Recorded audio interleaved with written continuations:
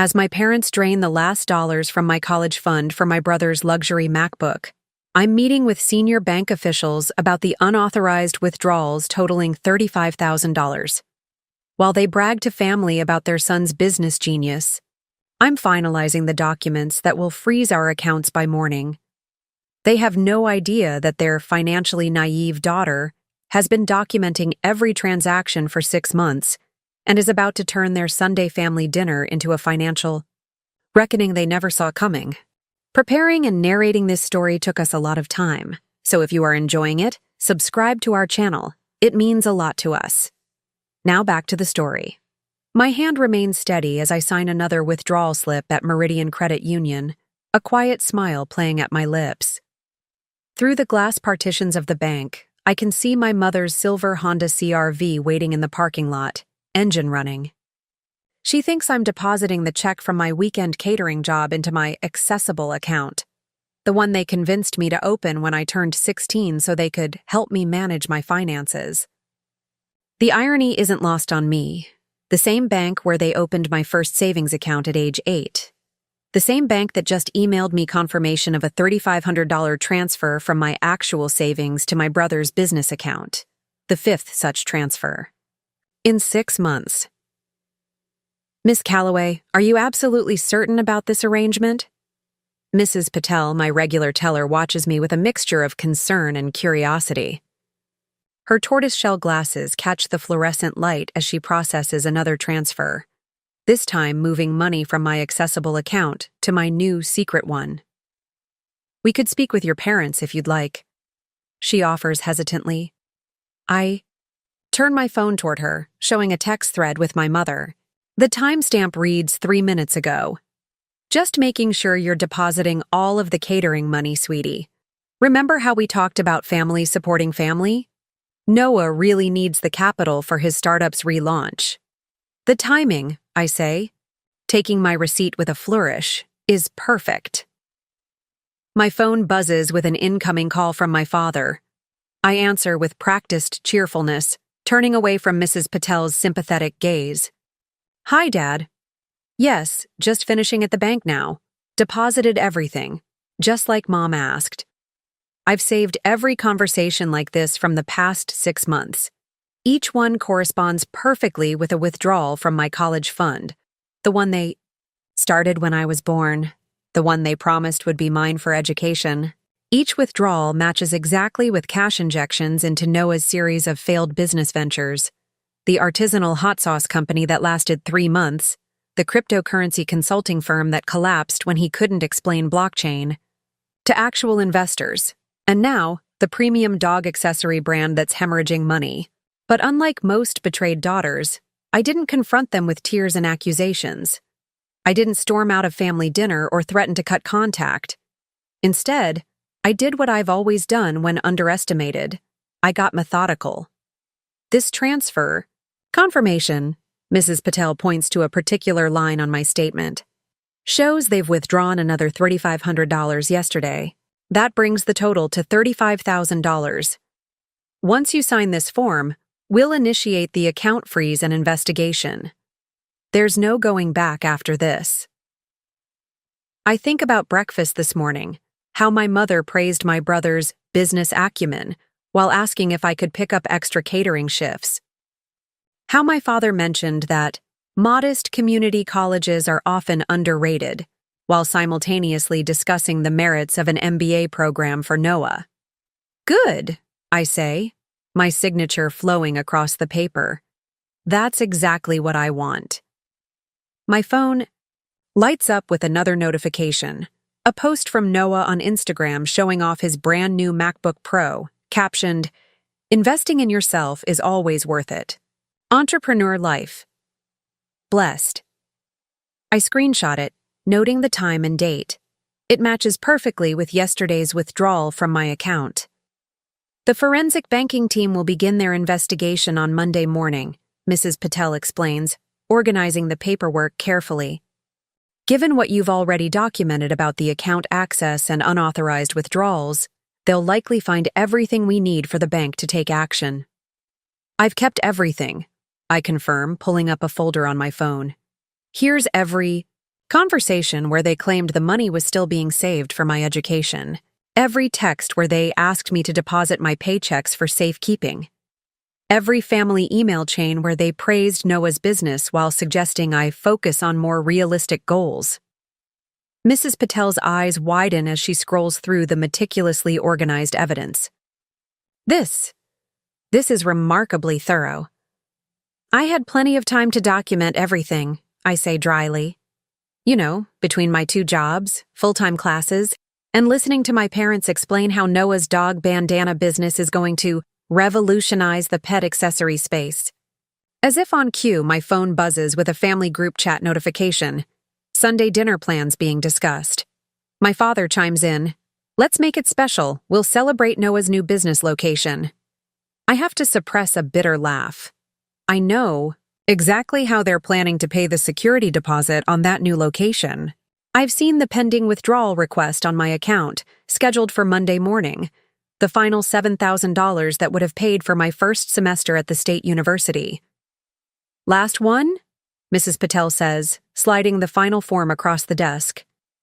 This authorizes the bank to freeze all transactions on the account effective immediately and launches the formal investigation into unauthorized access. I don't hesitate. My signature flows across the paper, years of silent hurt and systematic betrayal channeled into each curve and line. Another notification pops up, my mother going live on Facebook from what's supposed to be a financial planning seminar. I recognize the background. It's the mall food court. I can see shopping bags from premium stores piled beside her as she talks about making sacrifices for her children's futures. "Let them enjoy their weekend," I say, standing up and smoothing my department store dress, the one my mother said was good enough for my scholarship interview while spending $400 on Noah's investment wardrobe the same day. By Monday morning, they'll have a very different financial situation to discuss. Mrs. Patel gathers the papers, her expression both impressed and slightly concerned. "You know, in 15 years of handling unauthorized access cases, I've never seen anyone quite as prepared," I suggest, picking up my worn backpack. "Or maybe just tired of being treated like an ATM with no PIN code," she replies. As I walk toward the exit, my phone buzzes one last time. My mother sending her usual passive-aggressive check-in. "Taking forever at the bank, sweetie. Noah needs us to look at potential business locations this afternoon. Don't be selfish with family time." I smile, typing back, "Be right out. Monday's going to be interesting." She'll think it's just another compliant message from her financially oblivious daughter. But then again, they always did mistake my quiet observation for acceptance. That's about to become their most expensive parenting mistake. 2 years ago, when my grandfather had a heart scare, I was the one who drove him to his lawyer's appointments, while my parents took Noah to a business conference. My grandfather never forgot that. What my parents don't know is that he quietly made me the executor of his modest estate, including the original deposits into my college fund. They never bothered to read the updated account documents. The ones that specified unauthorized withdrawals would constitute financial fraud. Monday morning can't come soon enough. The morning after signing those initial papers at the bank, I wake up to the smell of French toast and maple syrup wafting up the stairs. My parents always make my brother's favorite breakfast on weekends, especially when they're about to ask me for something. The sugary aroma is practically a warning signal at this point. I dress with meticulous care, thrifted jeans and a plain sweater from the clearance rack at Target. The mirror reflects exactly what my parents expect to see. Their dutiful daughter who isn't as concerned with appearances as her entrepreneurial brother. If they only knew I spent 3 summers interning at my grandfather's accounting firm before they pulled me out because Noah needed family support at his hot sauce company launch. "Good morning, sweetie," my mother calls out as I enter our suburban kitchen. The granite countertops gleam under recessed lighting, a renovation they completed last year while telling me community college might be more our speed financially. She's arranging French toast on a platter, the expensive maple syrup imported from Vermont placed prominently beside it. I made your brother's favorite. He has a big meeting with potential investors today. Smells great, I say, sliding onto... Before we jump back in, tell us where you're tuning in from, and if this story touches you, make sure you're subscribed. Because tomorrow, I've saved something extra special for you. A bar stool at our kitchen island. I notice the pile of financial documents hastily shoved under a decorative fruit bowl. The corner of my bank statement peeks out. The one they don't know gets sent to my digital account as well as their physical mail. My father enters, Wall Street Journal tucked under his arm, the picture of middle-class financial success. 20. Years in middle management at an insurance company has given him just enough financial knowledge to be dangerous, especially with my money. There she is, he announces with forced cheer. Our responsible one. Any big weekend plans besides? Work, work, work? The same patronizing tone he uses whenever comparing my catering job and community college classes to Noah's entrepreneurial vision. The same tone he used when explaining why they needed to reallocate my college fund as a family investment strategy. Just studying and a catering gig tonight, I reply, accepting a much smaller portion of French toast than what's being prepared for Noah. My phone buzzes in my pocket, a confirmation email from Mrs. Patel about Monday's meeting with the regional bank manager, Mr. Kennedy. My father pours himself coffee from the expensive machine they bought Noah for Christmas. You know, I was thinking we should have a family financial discussion soon. Your brother's business is at a critical growth stage. Here it comes. The setup for the next withdrawal. Those university applications you were considering, my mother begins, not making eye contact as she arranges berries in an artful pattern around Noah's mountain of French toast. Well, sometimes timing isn't right for certain investments. Education is important, of course, but there are many paths. Translation. They've already promised Noah the remaining $7,000 in my account.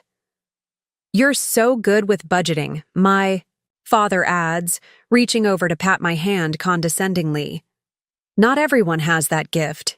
Your brother, well, he sees the bigger picture, the vision, but he needs support with the day-to-day financial management. I nod placidly, the same expression I've perfected over years of watching them funnel my money into Noah's schemes. Meanwhile, I'm mentally calculating how the bank's fraud investigation will proceed. Mrs. Patel had been clear. With the evidence I've gathered, the case was unambiguous. Unauthorized withdrawals, fraudulent signatures, misrepresented transactions. My phone buzzes again. A text from my best friend Kaylee. All set for Monday? Need anything else for Operation Wake Up Call? I angle the phone away from my parents. View, typing back. Just finalized everything with the bank. Parents planning to empty the account Monday. Perfect timing. Is that work? My mother asks, eyes narrowing slightly. You know how we feel about phone use during family time. Unless it's Noah, of course, who's perpetually excused from family rules because he's networking or building his brand. Speaking of my golden child brother, the stairs creak with his heavy footsteps as he descends, still in designer pajamas, at nearly 10 a.m. The entrepreneur emerges, my father announces proudly, as though sleeping until mid-morning while living rent-free at home at age 25 is some kind of achievement. Noah yawns dramatically, making a show of his exhaustion. Been up since 5, actually, Dad. Just coming down for a break. Working on the pitch deck for Monday's investor meeting. My mother practically trips over herself rushing to serve him, the tower of French toast. You work too hard, sweetheart. I don't know how you do it all. I suppress an eye roll, remembering the actual bank records showing how he does it all, with my money. The laptop he was working on was purchased with $3,200 from my account. The office space he rents is paid for with my education fund. The business trips to New York and Miami, my past and future semesters vanishing into his Instagram-worthy entrepreneurial fantasy. Big week coming up, Noah announces through a mouthful of French toast. Potential investors touring the new office space Monday. Might need to spruce it up a bit this weekend. My parents exchange that look I know too well, the "we need more money for Noah" look that has preceded every raid on my savings. Actually, my father says, setting down his coffee cup with exaggerated casualness, we should discuss that, son. There might be some family resources we can reallocate. Family resources, the latest euphemism for my college fund. My mother jumps in, right on cue. Your sister understands the importance of family support, don't you, sweetie? We're all investing in Noah's future, which is really an investment in the whole family. I nod agreeably while pulling up the bank's fraud department contact on my phone under the counter. Of course. Family first, right? That's my girl.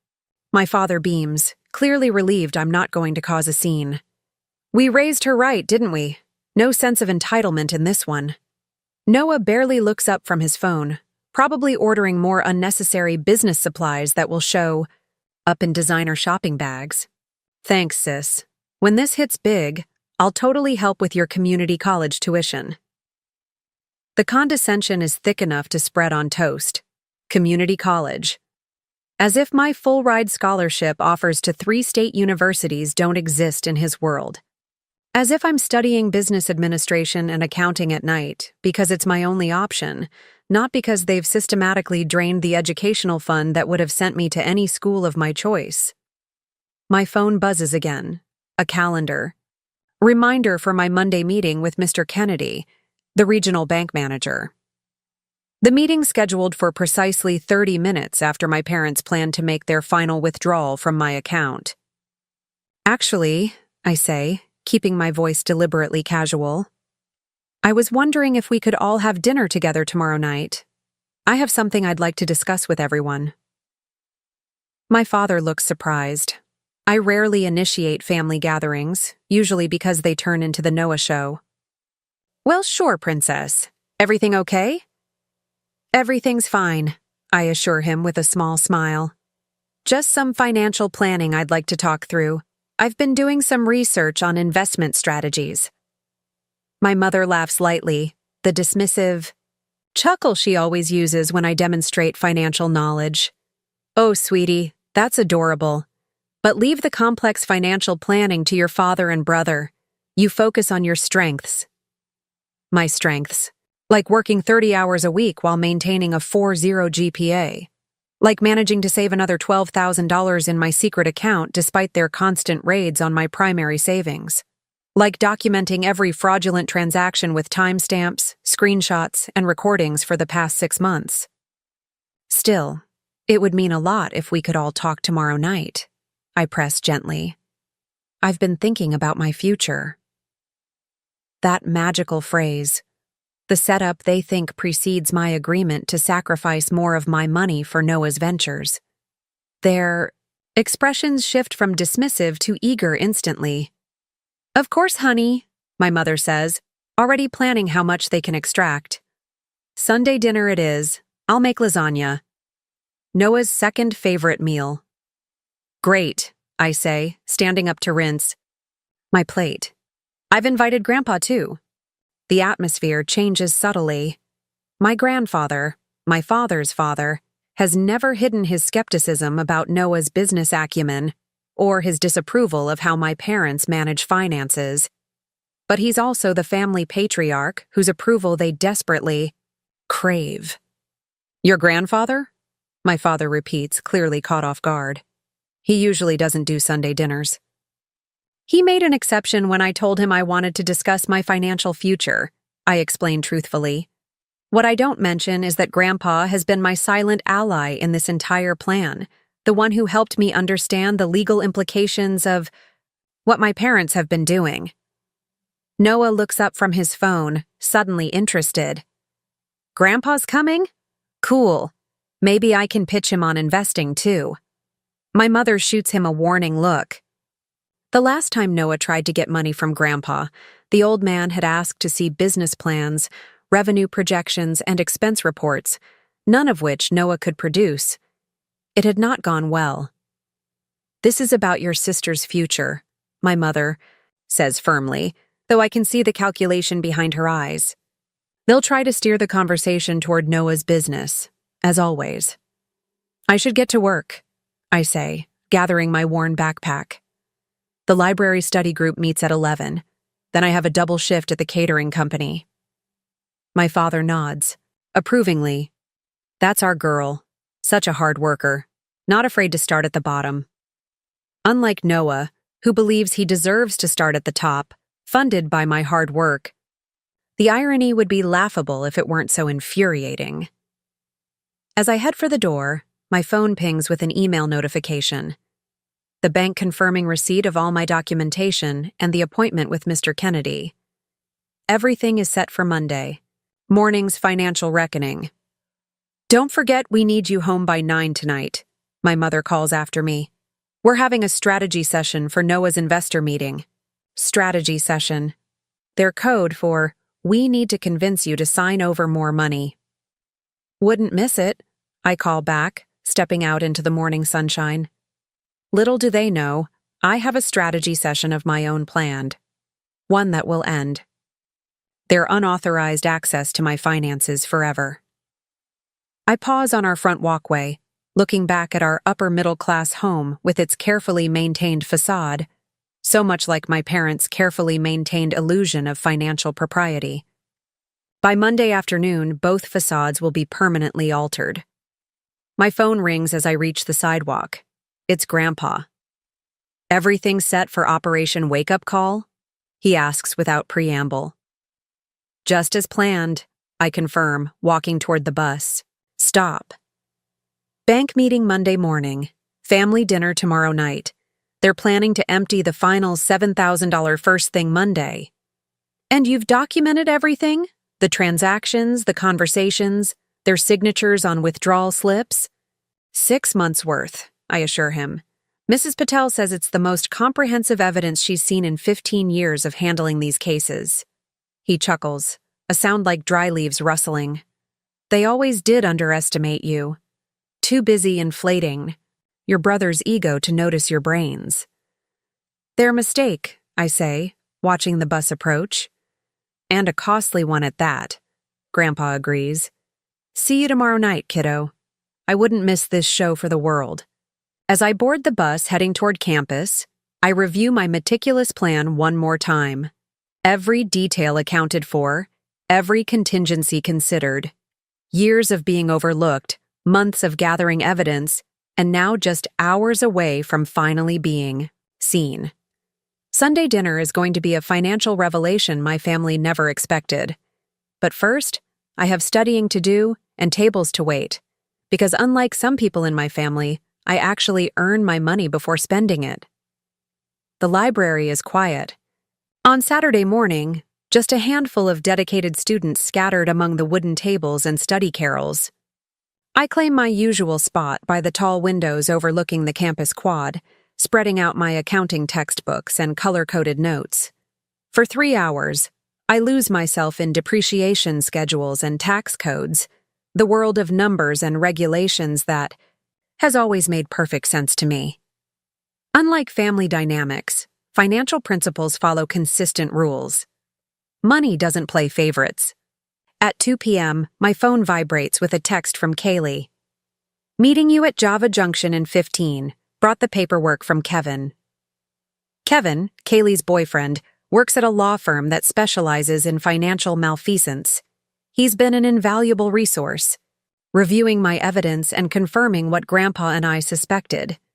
My parents' actions constitute financial fraud, plain and simple. I pack up my study materials, nodding goodbye to the librarian who knows me by name after countless weekends, spent here instead of participating in strategic planning sessions for Noah's businesses. Outside, autumn leaves swirl across the concrete paths between campus buildings. The coffee shop sits just off campus, a cozy refuge of mismatched furniture and strong espresso. Kaylee waves from our usual corner booth, 2 steaming mugs already on the table. Her bright blue hair and multiple earrings make her stand out in our conservative suburban community, one of many reasons we bonded freshman year of high school.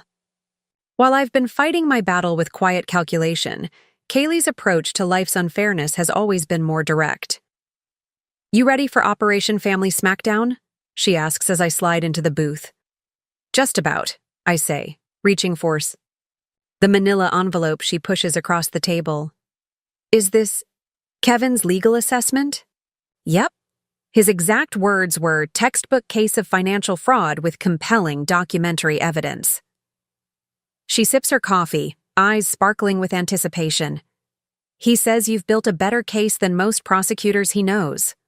I open the envelope, scanning Kevin's detailed notes. His assessment confirms what I've been building toward. Not only can the bank freeze the accounts and launch an investigation, but my parents could potentially face criminal charges. "I don't want them arrested," I clarify, looking up from the papers. "I just want my money back and for them to stop treating me like Noah's personal ATM." Kaylee nods, understanding as always. Kevin included options for different outcomes, everything from full prosecution to mediated settlement. I tuck the documents into my backpack, next to the expandable file containing 6 months of meticulously organized evidence.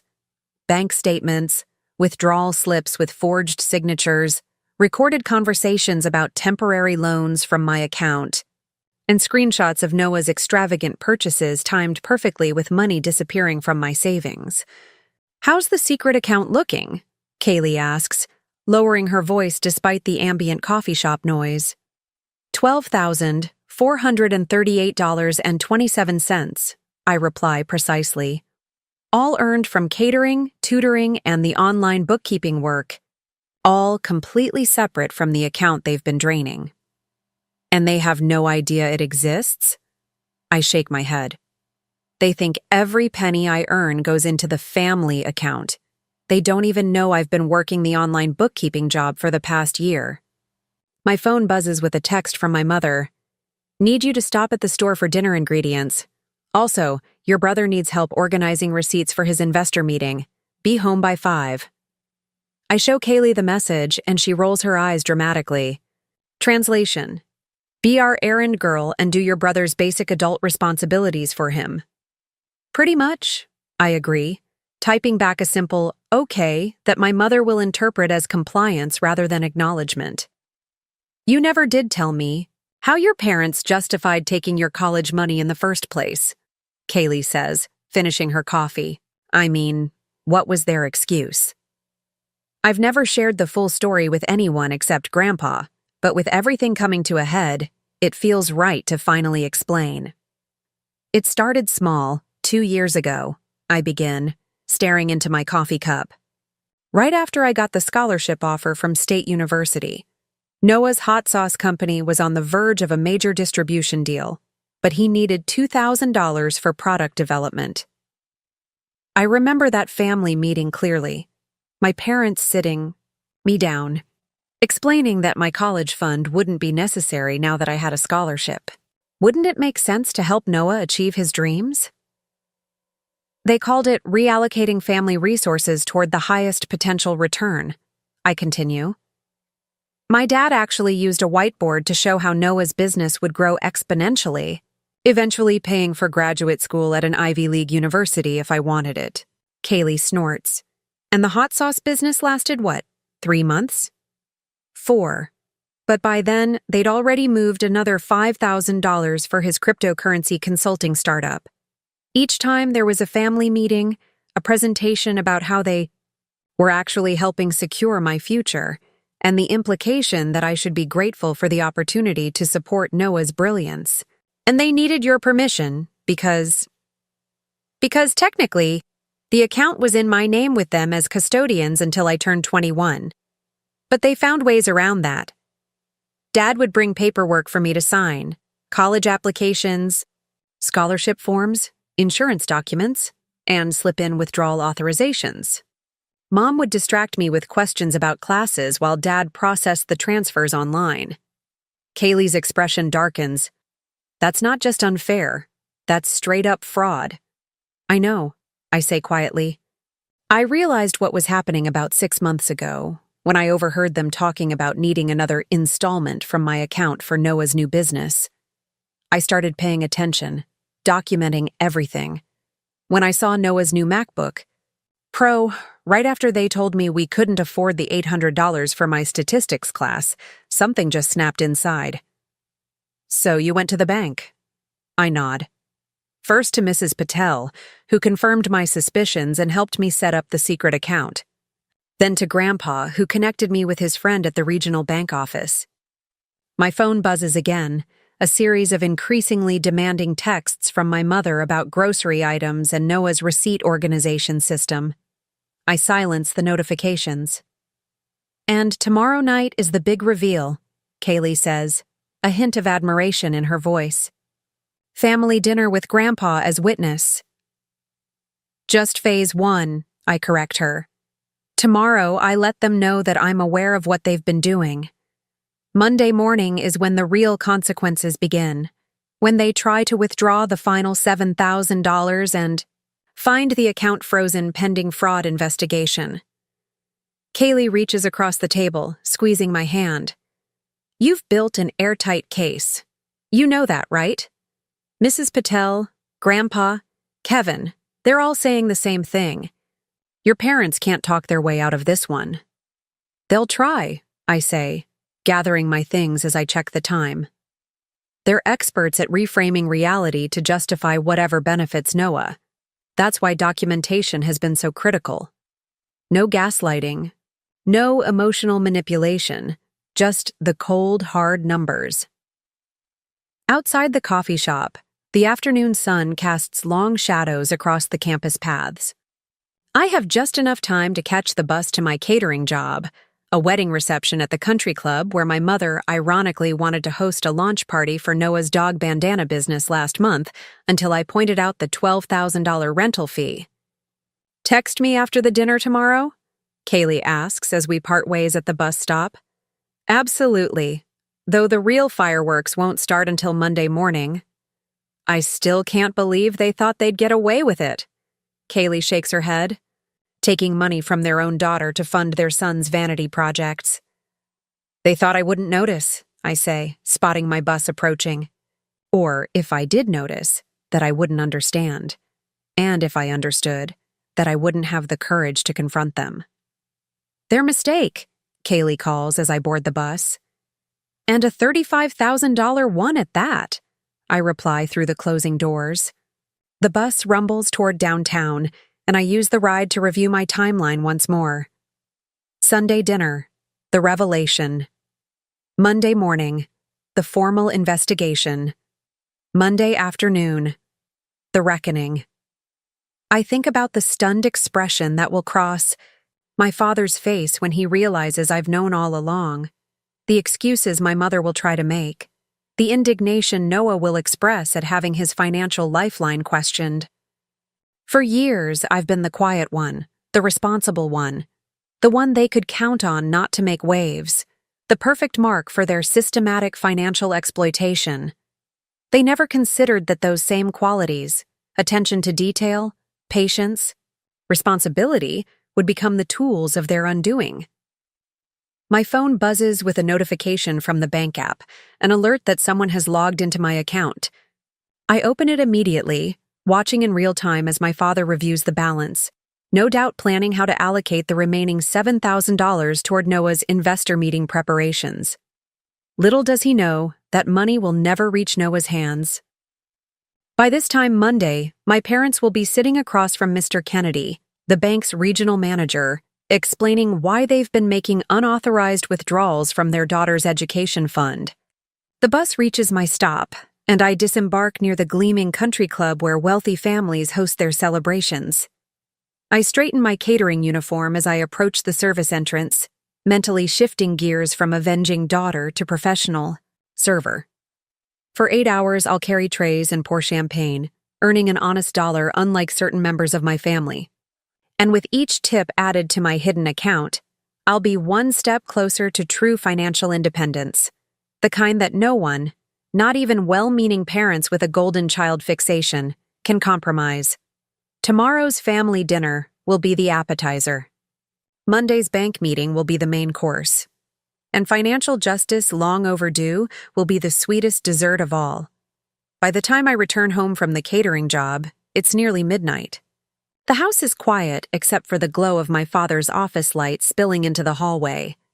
I pause outside the partially open door, hearing the tap of keyboard keys and the occasional mouse click. Curiosity pulls me closer.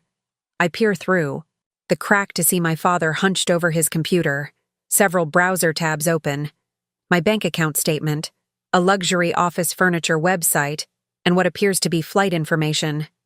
The family financial wizard, hard at work allocating my education fund toward Noah's business fantasies.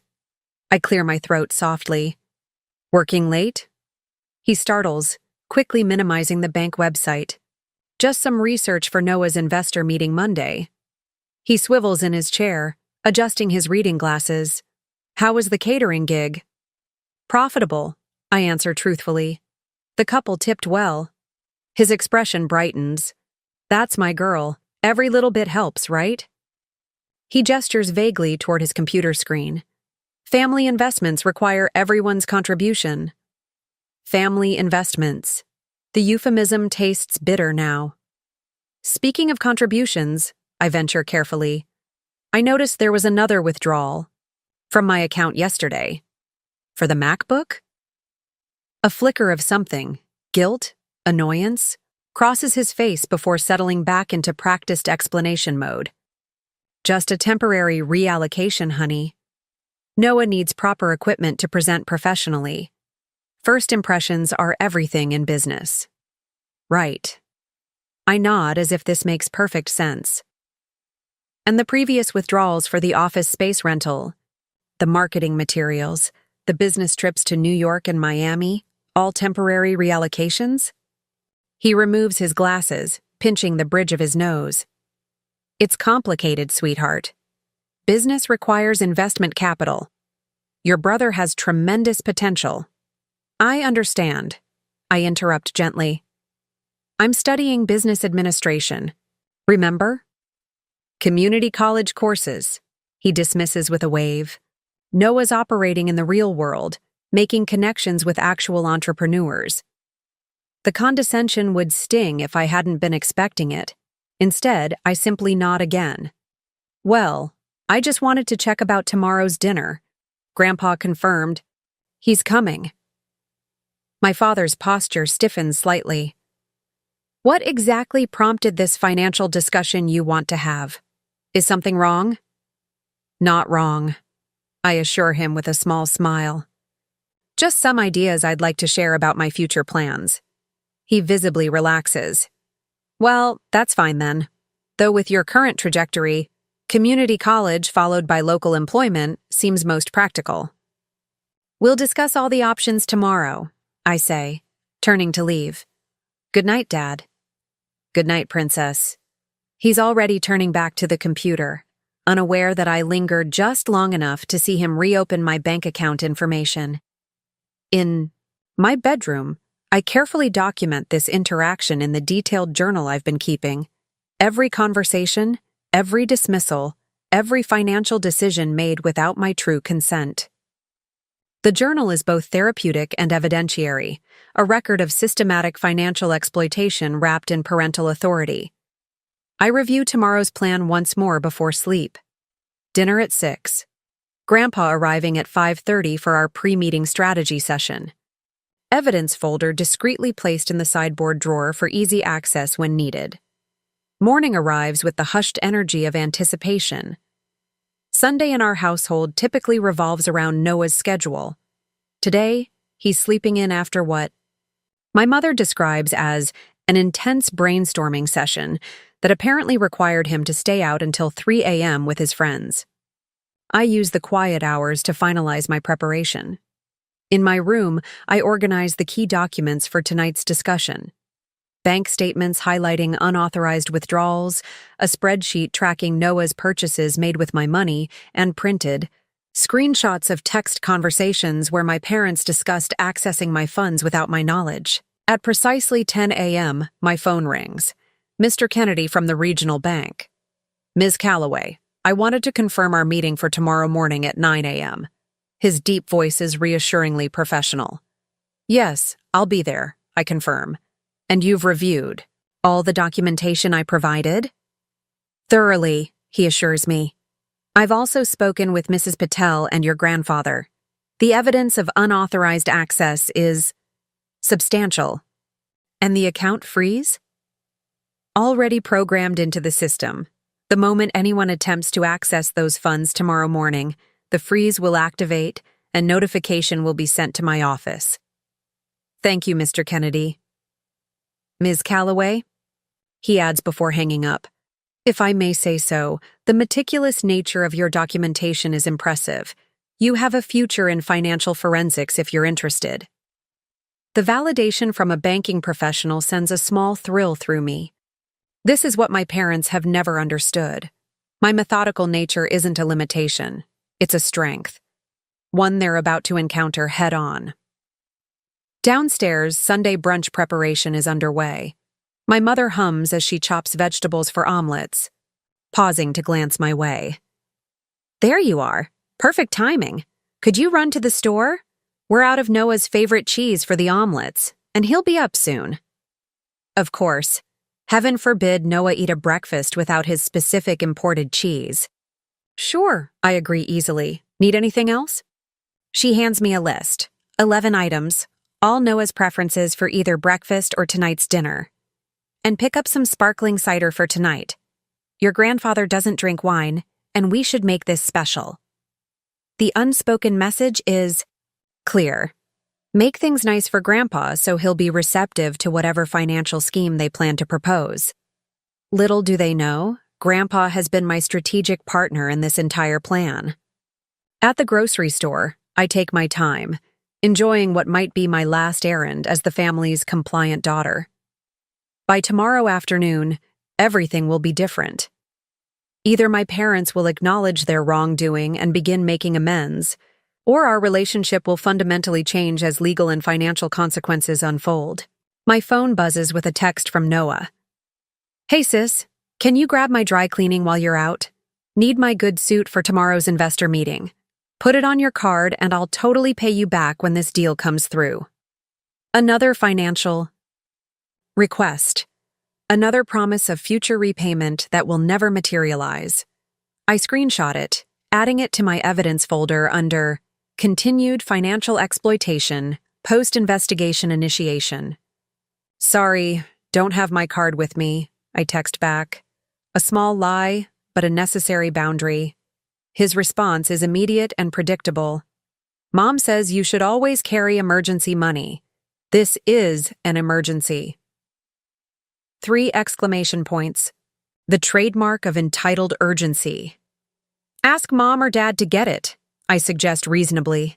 They're busy preparing for tonight. Just help out for once. 4 exclamation points now, his indignation growing. I silence my phone, continuing through my shopping list with methodical efficiency. By the time I return home, Noah is at the kitchen island, dramatically describing his networking breakthrough from last night to our mother, who listens with rapt attention. And then the regional sales director for luxury pet accessories said he'd never seen such a comprehensive approach to the pet bandana space. Noah gestures expansively, nearly knocking over his coffee mug. We're talking potential 6-figure distribution deal. I just need to nail Monday's presentation. My mother notices me entering with grocery bags. Did you get Noah's dry cleaning? I didn't have my card, I explain, unpacking groceries. You could have called us, my father interjects from behind his newspaper at the dining table. This meeting is critically important. Speaking of important meetings, I redirect smoothly. What time should I tell Grandpa to arrive for dinner? My mother checks the lasagna preparations. 6 should be fine, though I'm still not entirely clear on why he's coming or what this financial discussion is about. The perfect opening. I've been thinking about my educational path, I begin, carefully. About the original plans for my college fund and how they've changed over the past 2 years. A loaded silence fills the kitchen. My parents exchange quick glances, the silent communication of conspirators realizing their scheme might be questioned. Changes are normal in any financial plan, my father says dismissively. Family resources shift based on evolving opportunities. Exactly, I agree pleasantly. And I'd like to discuss those shifts with everyone present. Transparency is important in financial planning, isn't it? Another silent exchange between my parents. My mother laughs nervously. Sweetie, there's no need to bother your grandfather with basic household budgeting.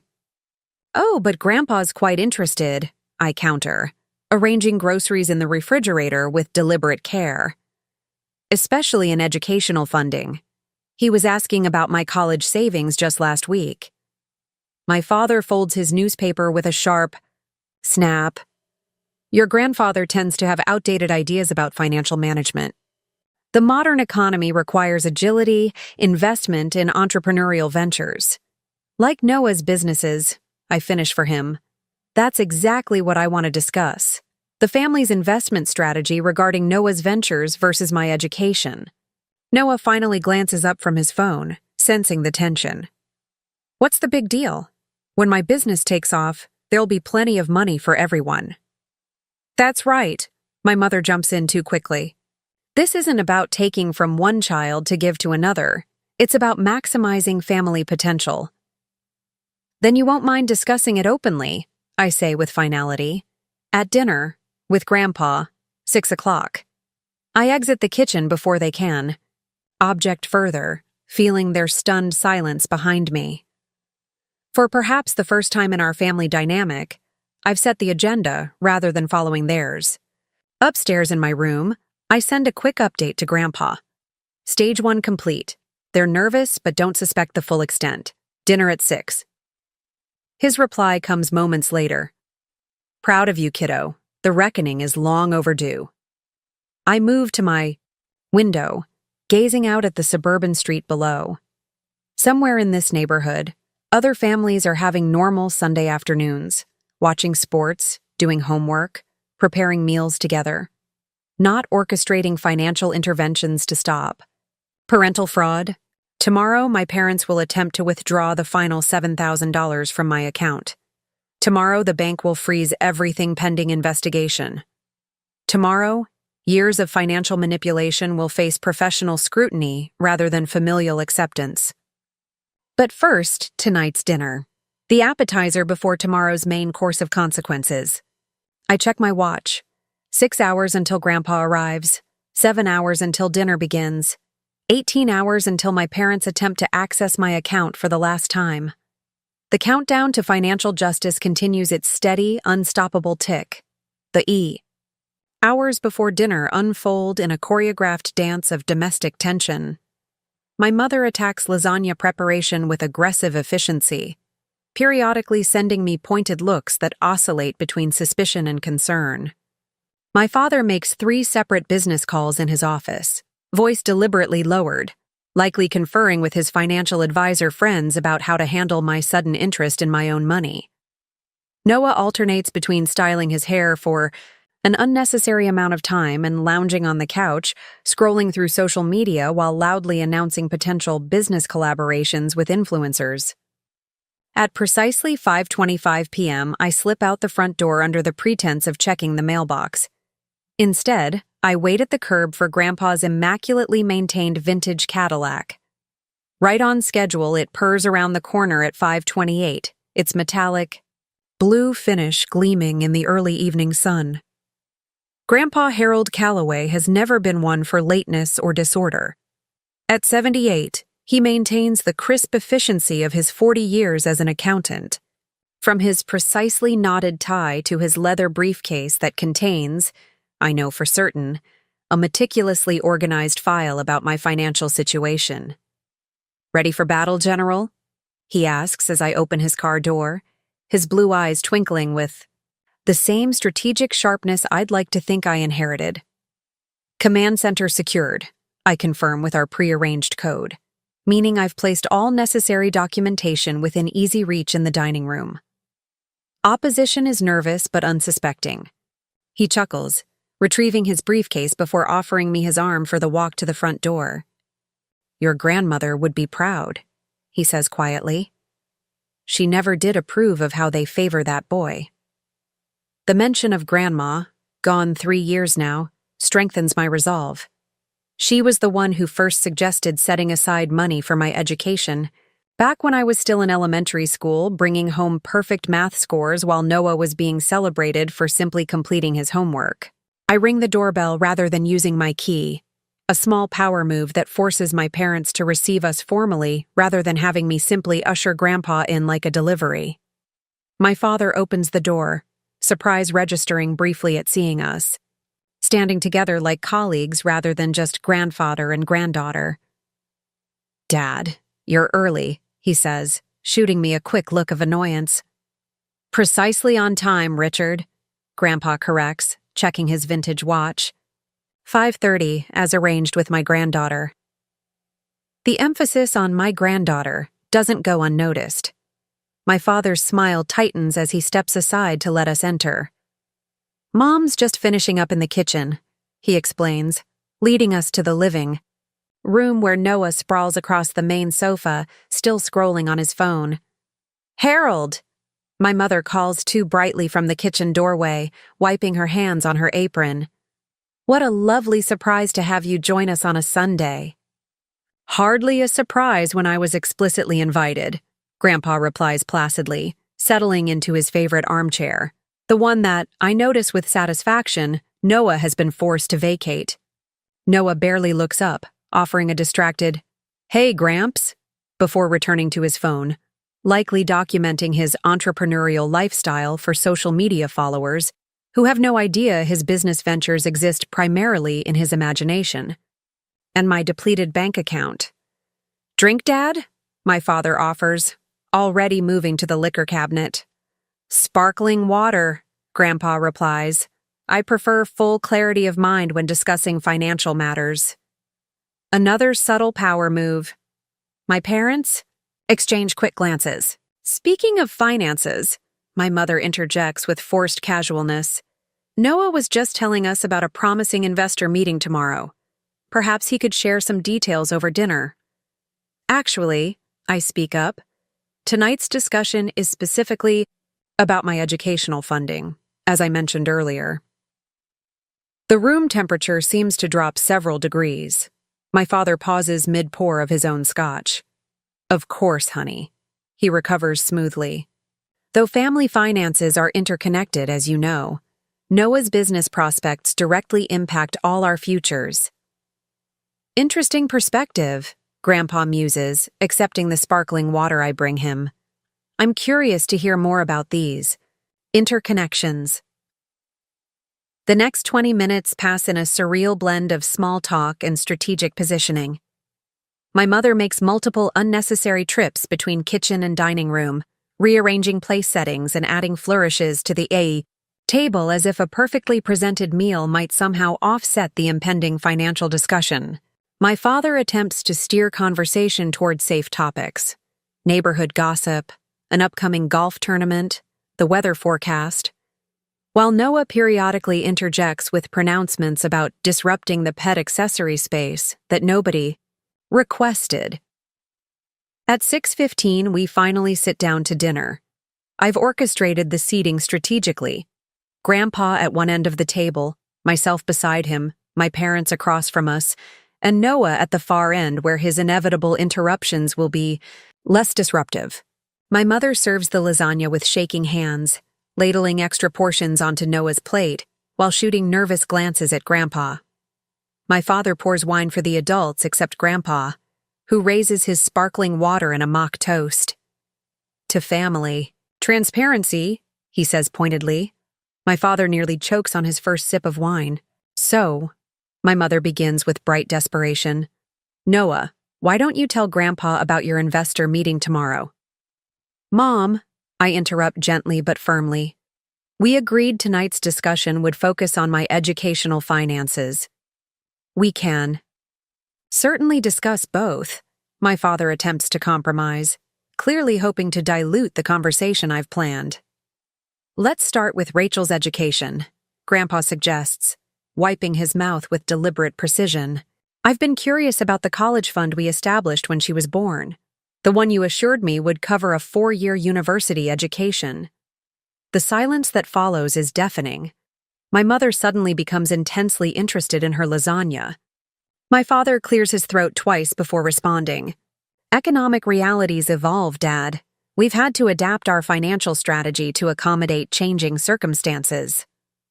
Which circumstances would those be? I ask innocently, reaching for the folder I'd stashed in the sideboard drawer earlier.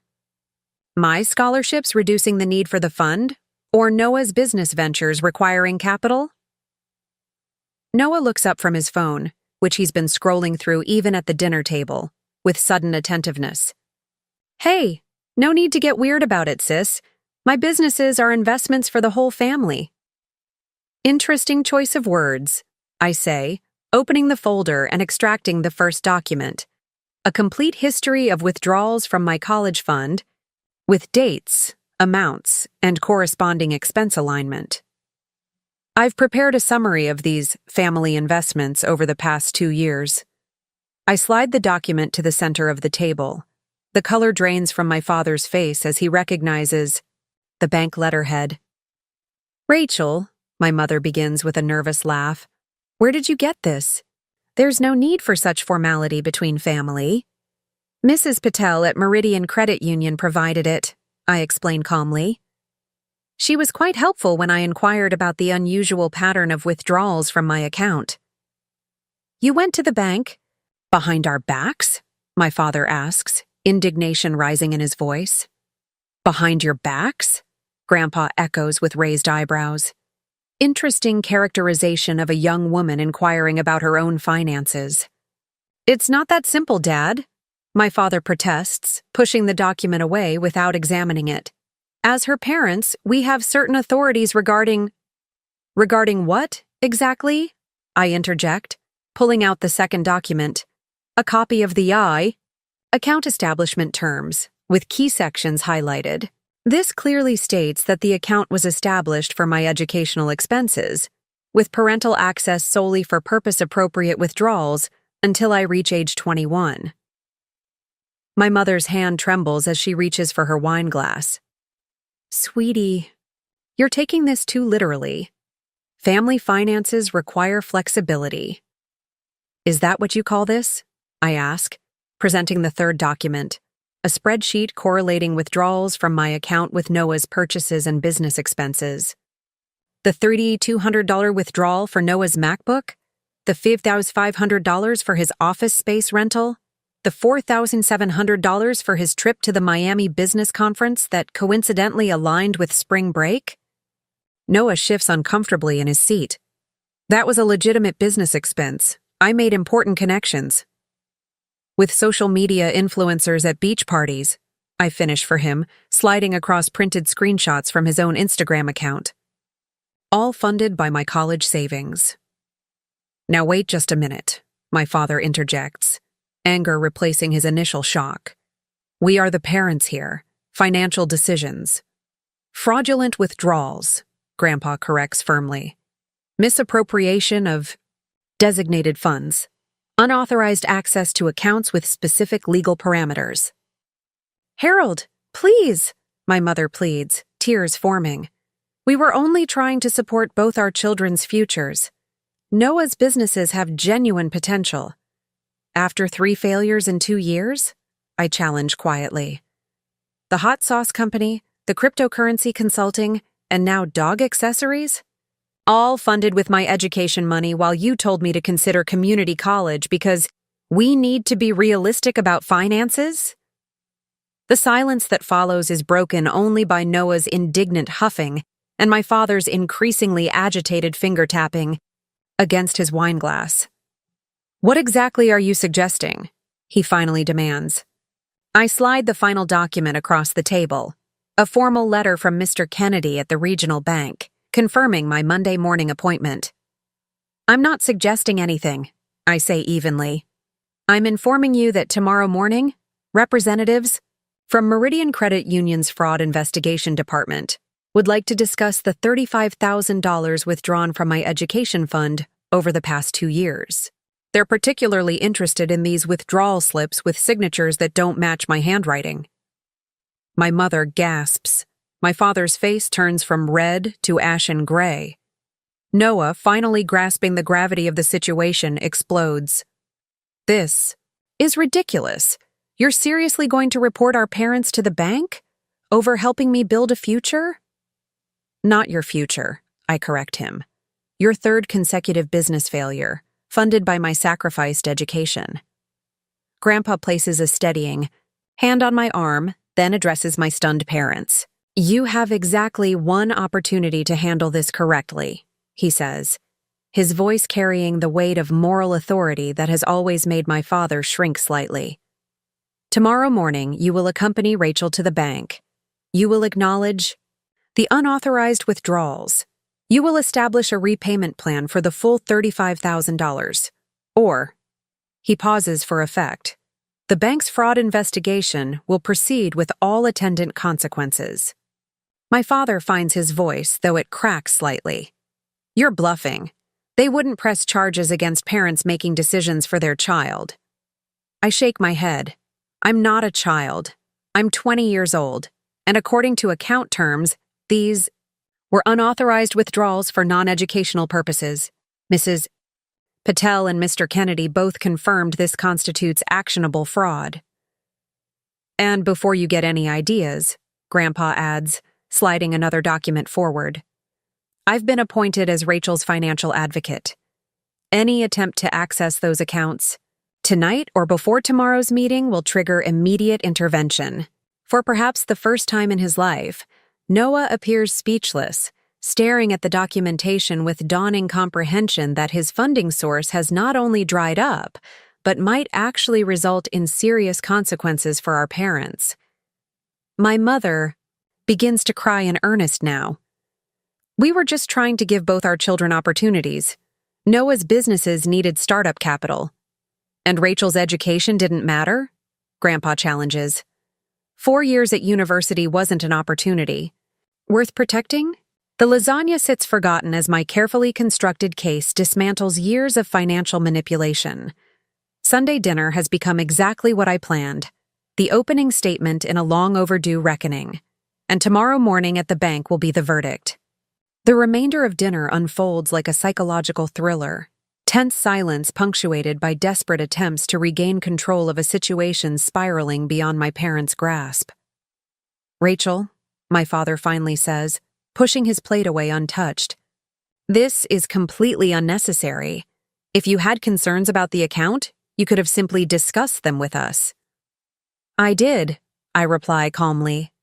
3 times in the past year. Each time you explained that the withdrawals were temporary and would be replaced when Noah's business took off. And they will be, Noah interjects, desperation edging his voice. The pet accessory line is about to explode. The investor. Meeting tomorrow? Is that why you were planning to withdraw the remaining $7,000 from my account tomorrow morning? I ask, sliding my phone across the table to show them the bank alert I'd received. Scheduled withdrawal request, $7,000, pending authorization. My mother gasps softly. My father's face hardens as he realizes how completely I've monitored their activities. How did you get this notification? He demands. It's my account, I remind him. I set up alerts for any access attempts months ago after I realized what was happening. You've been spying on us? Noah asks incredulously. Protecting my finances? I correct him. There's a difference. Grandpa clears his throat. The real question, Richard, is how you justify scheduling another substantial withdrawal after being explicitly confronted about the previous unauthorized transfers. My father shifts uncomfortably, caught in his own trap. The investor meeting requires nothing from Rachel's account, Grandpa finishes firmly. That option is permanently off the table. This is outrageous, my mother suddenly bursts out, tears giving way to indignation. We've sacrificed everything for both our children. Questioning our financial decisions this way is disrespectful and ungrateful. Sacrificed? I echo, struggling to maintain my composure. Like when you told me I couldn't attend the university that offered me a partial scholarship because we just don't have the funds, and while simultaneously transferring $5,500 to Noah's business account for office space he used twice before abandoning. Business involves risk, my father argues defensively. Educational investments are different. Exactly, I agree. My education fund was explicitly designated for university expenses, not for Noah's third consecutive business failure. Noah slams his hand on the table, rattling the dishes. Stop calling them failures. They're learning experiences. Every successful entrepreneur has setbacks. Funded by their own investors or capital, Grandpa points out, not by systematically draining their sister's education fund. A heavy silence blankets the table. My father stares at his wine glass, mind visibly racing through potential escapes from this situation. My mother dabs at her eyes, martyr complex in full display. Noah alternates between sullen glares and panicked, glances at his phone, probably wondering how he'll fund his investor meeting preparations now. What exactly do you want? My father finally asks, his voice low and defeated. Full acknowledgement of the unauthorized withdrawals, I state clearly. A documented repayment plan for the entire $35,000, and complete financial separation going. Why? $35,000? My mother whispers, horrified. We don't have that kind of money just sitting around. You found it when you needed it for Noah's ventures, I point out. The same resourcefulness can be applied to repayment. This will destroy us financially, my father protests. More importantly, my mother adds with a pointed look at Noah, it will kill your brother's business before it can succeed. Noah pales visibly. What about the office lease I just signed? The inventory orders? The marketing agency retainer? Perhaps, Grandpa suggests dryly. You should have considered those obligations before committing funds you didn't actually have. I was counting on family support, Noah explodes. That's what families do. Families don't steal from each other, I counter quietly. They don't systematically undermine one child's future to finance another's fantasies.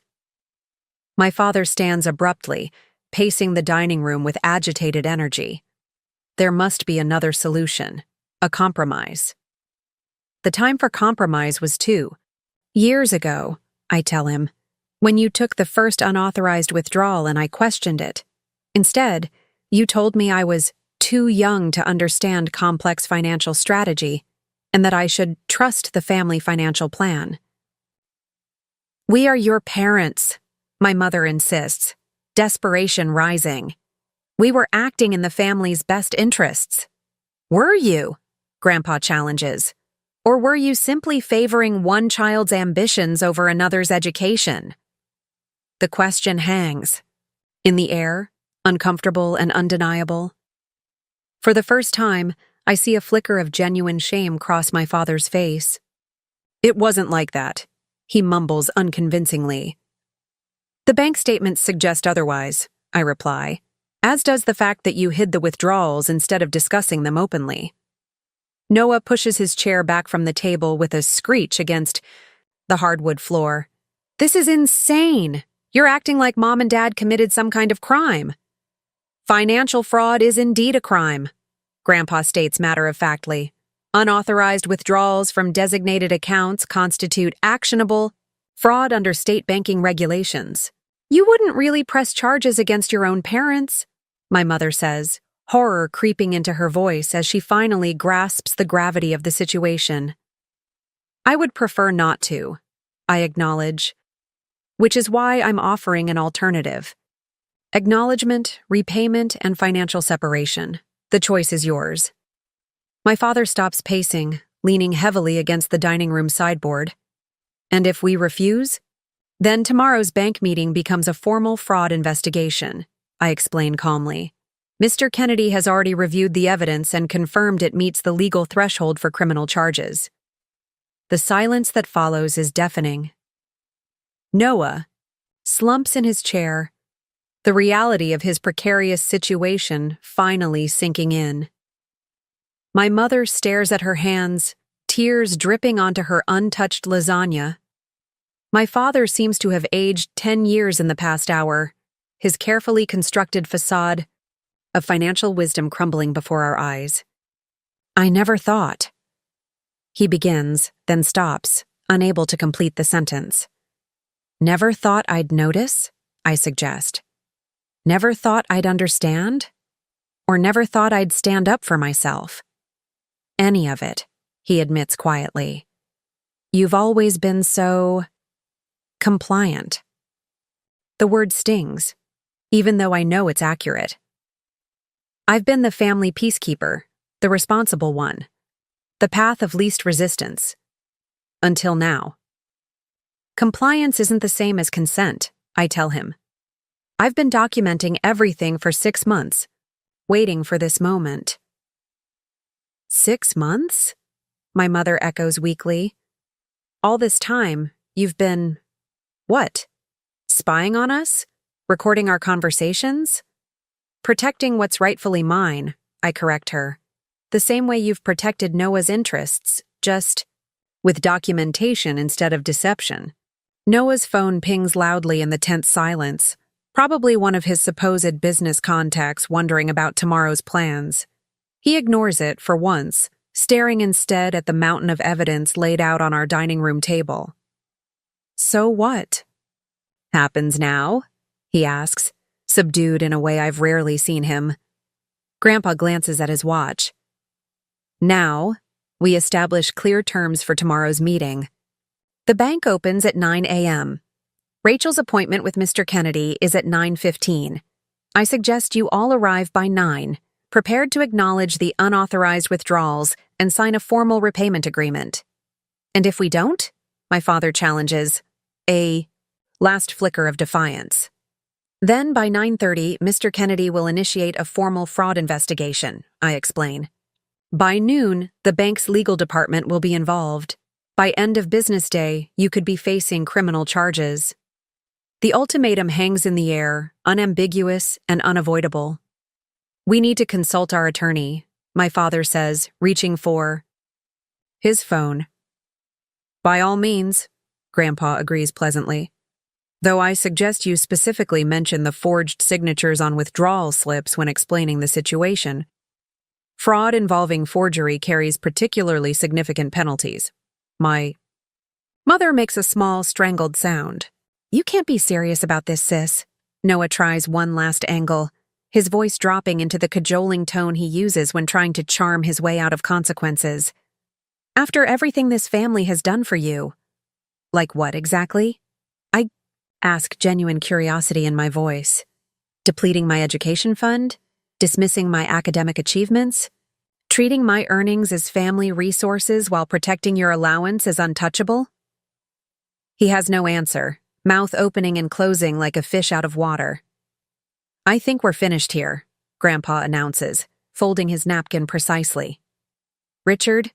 Evelyn, I strongly suggest you spend tonight preparing for tomorrow's meeting rather than attempting any further unauthorized access to Rachel's accounts. The freeze is already programmed into the system, and any attempts will only strengthen the case against you. My father nods numbly, financial defeat written in every line of his posture.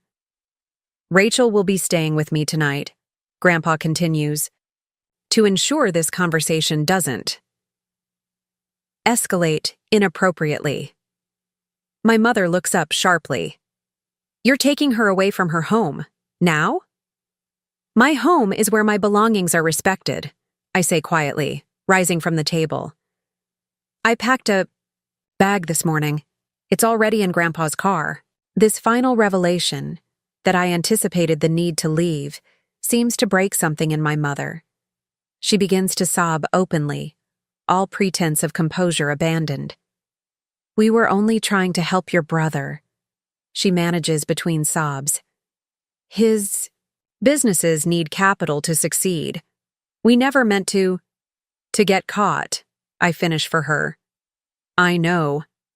I gather my documentation methodically, returning each paper to its proper folder while my family watches in stunned silence. The careful, Organization is both practical and symbolic, evidence of the methodical mind they've consistently underestimated. 9 o'clock, I remind them, tucking the folder securely under my arm. Meridian Credit Union, Regional Manager's Office. Mr. Kennedy will be expecting all of you. And if we refuse to come?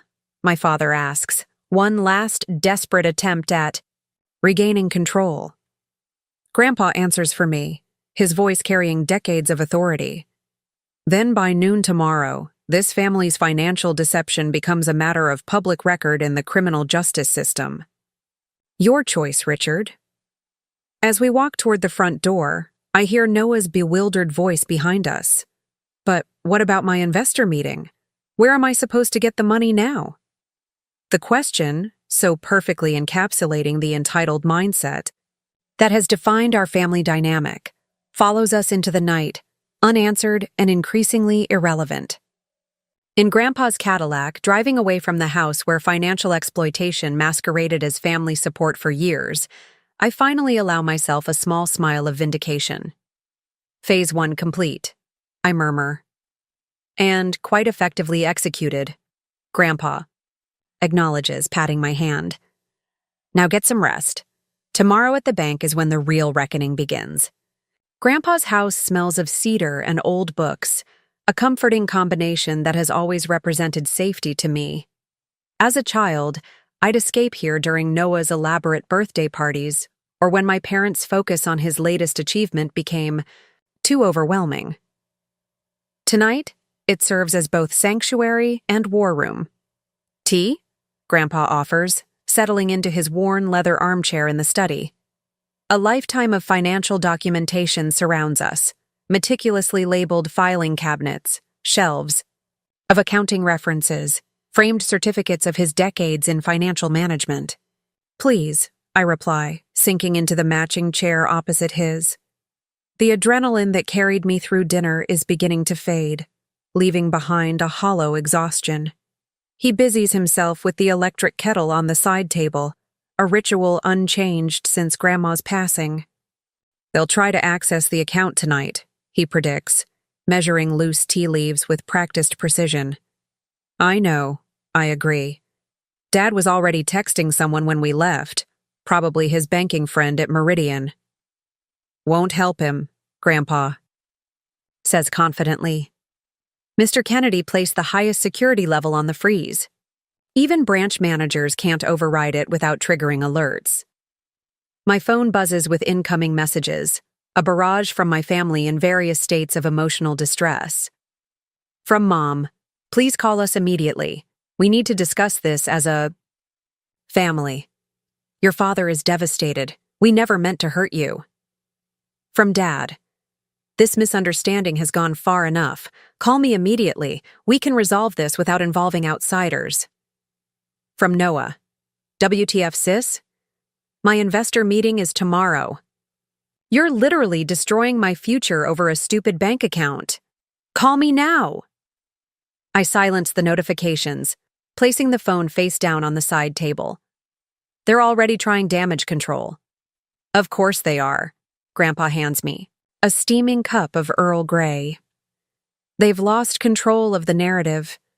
Nothing frightens people like your parents more than that. I sip the tea, letting its warmth spread through my chest. Do you think they'll show up tomorrow? Grandpa considers, this stroking his silver beard thoughtfully. Your father will.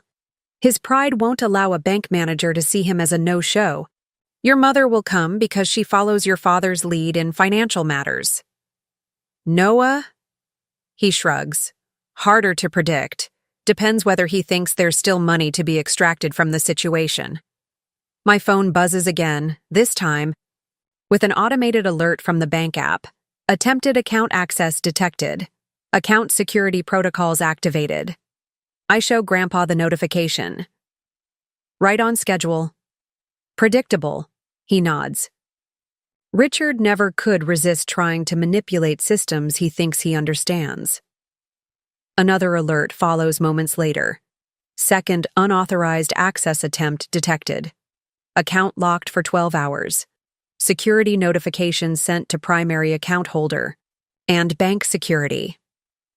Impressive security system, Grandpa remarks, approval evident in his voice.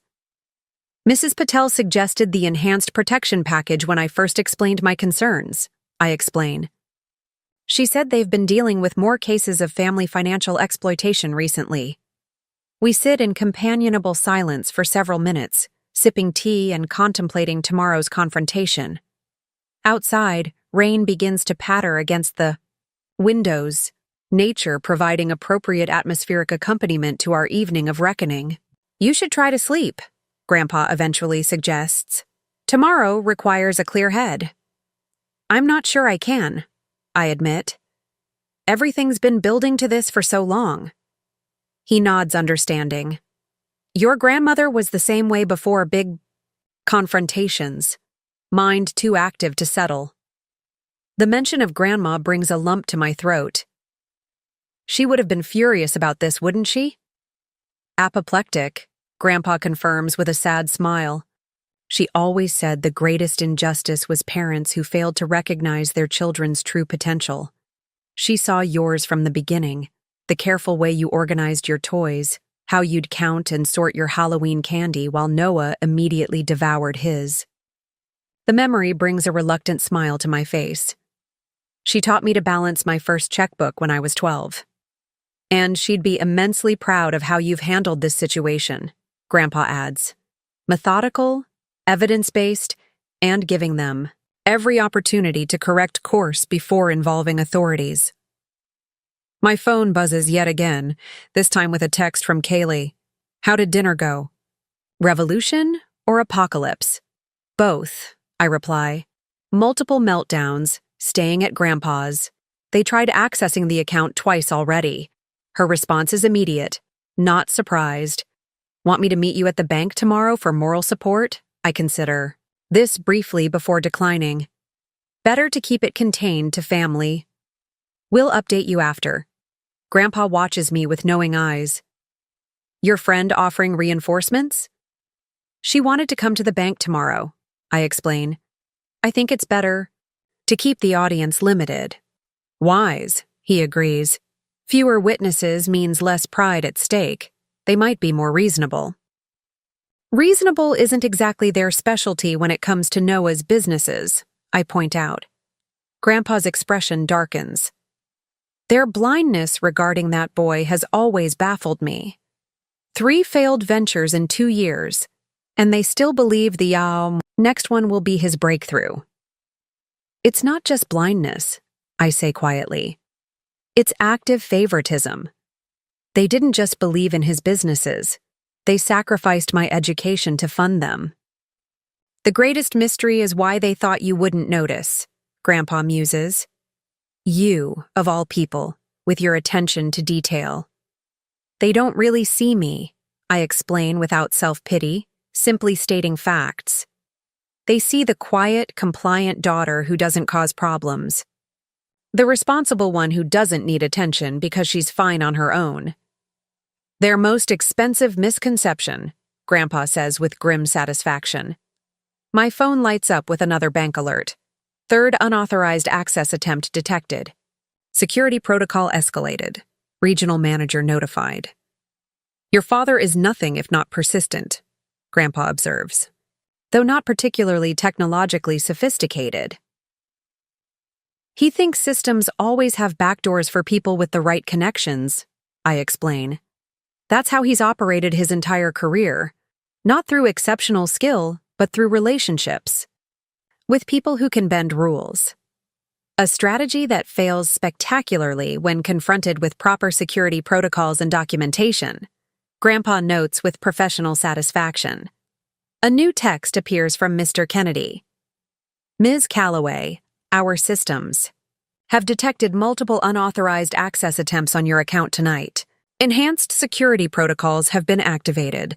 Please confirm you are aware of these attempts and are not the source. I respond immediately. Yes, I'm aware. These are precisely the unauthorized access attempts we discussed. I am not making these attempts. His reply comes seconds later. Documented and added to your case file. We are monitoring in real time. See you tomorrow at 9:15 a.m. The bank is officially documenting their attempts, I tell Grandpa, showing him the exchange. Perfect, he says, setting down his empty teacup. Every failed attempt strengthens your position for tomorrow. I check the time. 10:42 p.m. Less. Then 11 hours until we confront my parents at the bank.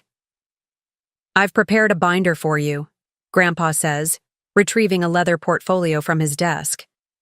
Key documents arranged in presentation order, with sticky note reminders for each section. I accept the binder, touched by his attention to detail, a family trait that actually serves beneficial purposes in our case. The most important thing tomorrow, he advises, is to maintain your composure regardless of how emotional they become. Financial confrontations often devolve into emotional manipulation, especially in family contexts. I've had years of practice managing their emotional weather patterns, I assure him, especially when Noah's involved. Speaking of your brother, Grandpa says carefully, he may be particularly volatile tomorrow when he realizes his funding source is truly cut off. Noah's never faced real consequences before, I acknowledge. Tomorrow will be a first. Another text arrives from my mother. Rachel, your father is having chest pains. This stress isn't good for his health. Please reconsider what you're doing. To this family. I show Grandpa the message, my hand trembling slightly despite my resolve. Textbook emotional manipulation, he pronounces after reading it. If Richard were truly having medical issues, she'd be calling an ambulance, not texting. Guilt trips. You're right, I agree, steadying myself. It's just another tactic. They'll cycle through several tomorrow, Grandpa warns. Anger, tears, health concerns, appeals to family loyalty, attempts to minimize or rationalize, the full spectrum of avoidance techniques. I'm prepared, I assure him, though the knot in my stomach suggests a sliver of doubt. You are? He confirms with absolute confidence. You've prepared more thoroughly for this confrontation than most lawyers do for court cases. One final bank alert illuminates my phone. Account access temporarily suspended until in-person verification with photo ID and security questions. Appointment scheduled, 9:15 a.m. with Regional Manager Kennedy. That should end tonight's access. Attempts, I observe with grim satisfaction. Get some rest, Grandpa suggests again, rising stiffly from his chair. Tomorrow requires strength and clarity. Your grandmother's room is ready for you. Fresh sheets and extra blankets if the rain brings a chill. I stand, embracing him impulsively. Thank you for everything.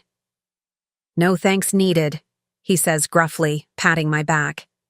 Standing up for what's right is its own reward. Financial justice doubly so. In Grandma's old room, surrounded by her quilts and watercolor landscapes, I review the binder Grandpa prepared. Each section meticulously organized, each document positioned for maximum impact. Withdrawal records, forged signatures, account terms, bank communications, and finally, the formal complaint forms ready for signature if my parents refuse to acknowledge their actions. Outside, the rain intensifies, drumming against the roof in a soothing rhythm. I set 3 alarms, though I suspect sleep will be elusive. In less than 9 hours, I'll be sitting across from Mr. Kennedy at Meridian Credit Union, waiting to see if my parents choose accountability or further denial. Either way, by this time tomorrow, the financial exploitation that has defined our family dynamic for years will be permanently altered. The only question is whether our family relationships will survive the reckoning. My final thought before drifting into uneasy sleep is of the bank statements spread across the dining table, evidence of years of systematic betrayal, and the stunned expressions as my parents realized their financially naive daughter had documented every unauthorized withdrawal with forensic precision. Tomorrow, those expressions will transform into something else entirely when they face the regional bank manager and the full consequences of their actions. Morning arrives with steel gray skies and persistent rain, weather that matches the gravity of the day ahead. I wake before my alarms, having slept fitfully between anxious dreams of confrontation and reconciliation. Grandpa is already in the kitchen when I descend, dressed in what I recognize as his professional meeting attire: charcoal suit, burgundy tie, polished Oxfords. Bank clothes, I observe, accepting the mug of coffee he offers. He nods approvingly. At my own outfit, a modest navy dress with a tailored blazer, the most formal ensemble I own. Presentation matters in financial confrontations. Authority is partially visual. I borrowed Grandma's pearls, I add, touching the simple strand at my neck. Seemed appropriate somehow. She'd approve, Grandpa confirms, his voice softening. She always said pearls communicate both femininity and strength. We eat breakfast in companionable silence, toast and fruit arranged with the precision that defines Grandpa's approach to life. At 8:15, my phone buzzes with a text from Mrs. Patel. Mr. Kennedy is already in the office preparing for your 9:15 meeting. Everything is ready. At 8:20, a more surprising notification appears. An email from my father's account with an attached document labeled Settlement Proposal. I open it warily. They're offering a payment plan, I tell Grandpa, scanning the attachment. $5,000 immediately and $500 monthly until the debt is cleared. Grandpa peers over my shoulder at the document. Convenient timing. What conditions are attached? I continue reading, my suspicions confirmed with each paragraph. I would need to sign a non-disclosure agreement about the misunderstanding, withdraw any complaints with the bank, and agree not to pursue any claims of impropriety. Essentially, they want to buy your silence and avoid bank scrutiny, Grandpa summarizes, his expression hardening.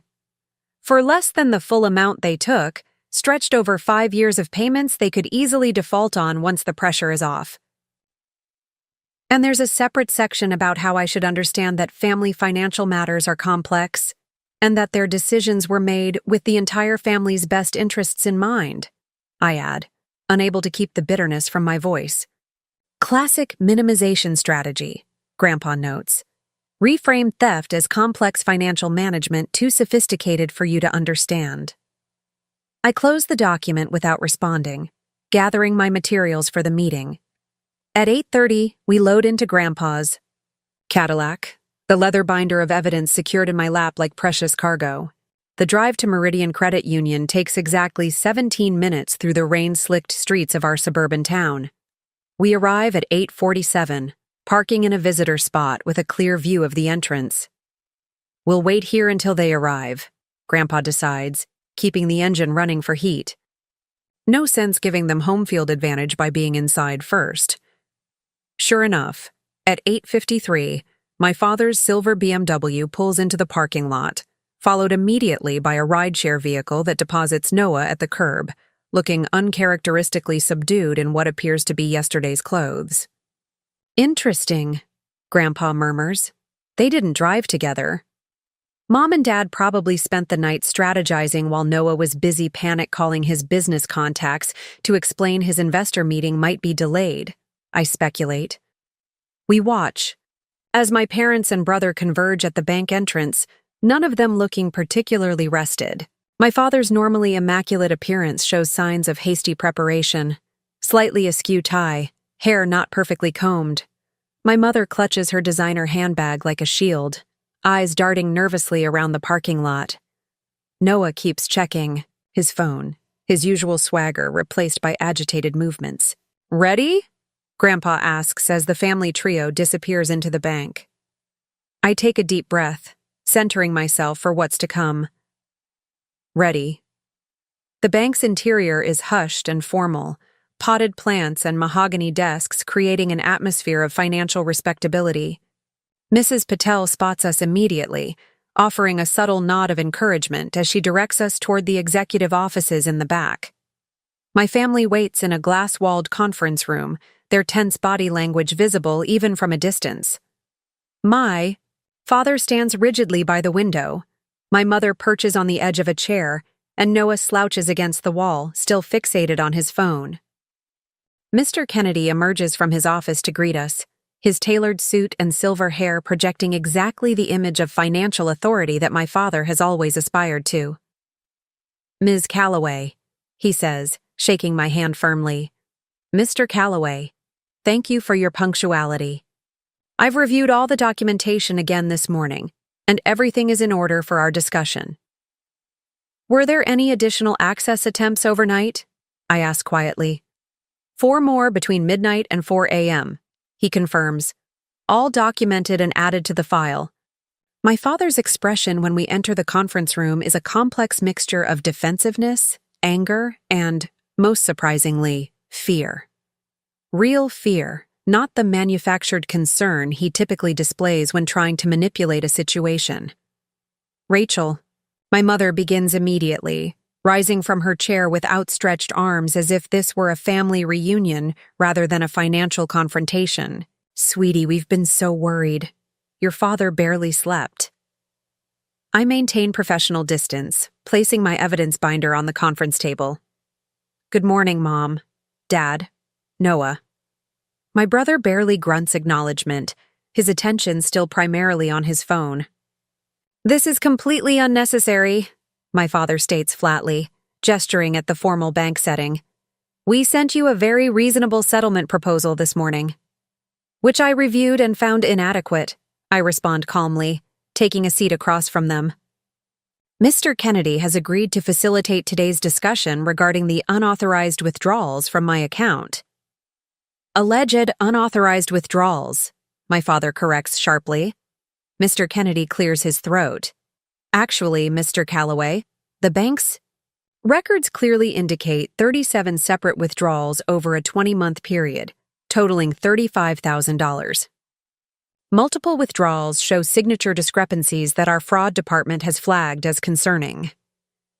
My mother's nervous laugh fills the silence that follows. "This is all just a misunderstanding between family members. Surely the bank doesn't need to be involved in private financial arrangements. When those arrangements involve potentially fraudulent access to designated accounts, the bank has both a legal and ethical obligation to investigate," Mr. Kennedy explains with practiced patience, "particularly when the account in question was specifically established as an educational trust with clear usage parameters." My father shifts strategies immediately, his tone becoming conciliatory. "Rachel, honey, we understand you're upset about some of the financial decisions we've made. That's why we offered the repayment plan this morning. There's no need for all this. A formality. The formality exists because informal discussions have repeatedly failed," I explain evenly. 3 times in the past year, I've asked about withdrawals from my account. Each time I was told they were temporary and would be replaced. None have been. "Business investments take time to mature," Noah suddenly interjects, finally looking up from his phone. "My dog accessory line is about to take off. The investor meeting today has been postponed." My father cuts him off with a warning glance. "We need to resolve this family matter first." Mr. Kennedy opens a folder containing copies of the documentation I had previously provided.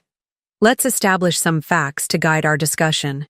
The account in question was opened 18 years ago by Harold Calloway."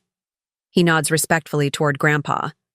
"With explicit designation as an educational fund for Rachel Calloway. The terms specified that funds were to be used exclusively for educational expenses, with parental access granted solely for education-related withdrawals until the beneficiary reached age 21. My father begins to interrupt, but Mr. Kennedy raises a hand to continue. "Beginning in January of last year, a pattern of withdrawals commenced that do not align with educational expenses. Bank records indicate these funds were transferred to accounts belonging to Noah Calloway, or businesses registered under his name. Documentation provided by Ms. Calloway demonstrates that these transfers coincide with purchases of business equipment, office space rental, and business travel that cannot reasonably be classified as educational expenses for Rachel Calloway. My mother begins to cry softly, dabbing at her eyes with a monogrammed handkerchief. We were trying to secure opportunities for both our children. Noah's businesses will benefit the entire family when they succeed.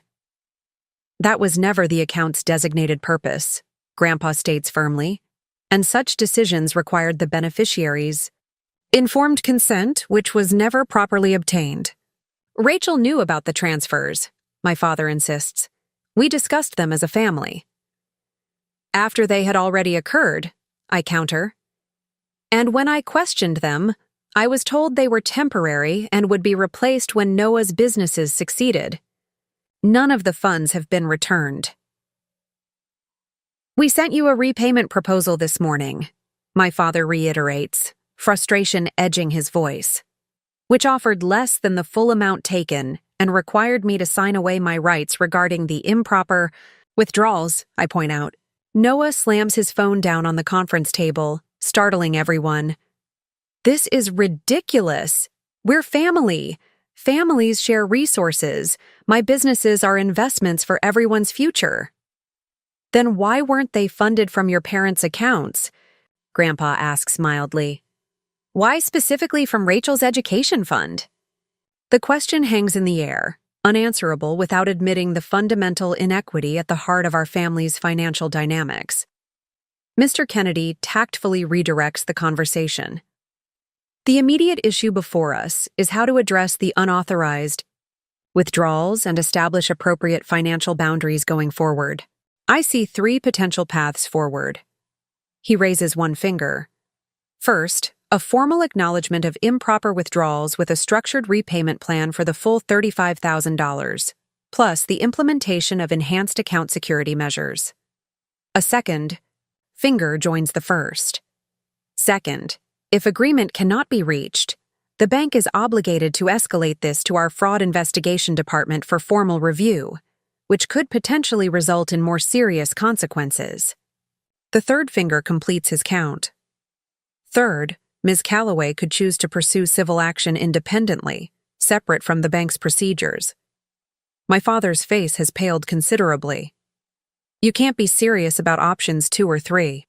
This is a family financial disagreement, not a criminal matter. Unauthorized withdrawal of designated funds through potentially forged signatures constitutes more than a disagreement, Mr. Calloway. Mr. Kennedy corrects him gently but firmly. The bank takes such matters very seriously.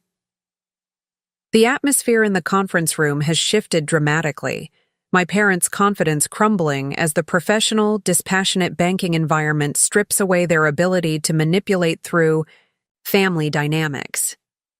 Even Noah seems subdued, the reality of potential fraud charges finally penetrating his self-absorbed bubble. What exactly would the repayment plan entail? My father asks after a long silence, his voice uncharacteristically small. Mr. Kennedy opens a spreadsheet on his tablet. The bank would require full acknowledgement of the unauthorized withdrawals, immediate repayment of at least 20% of the total amount, and a structured plan for the remainder with appropriate interest applied. Interest? My mother gasps. We're her parents.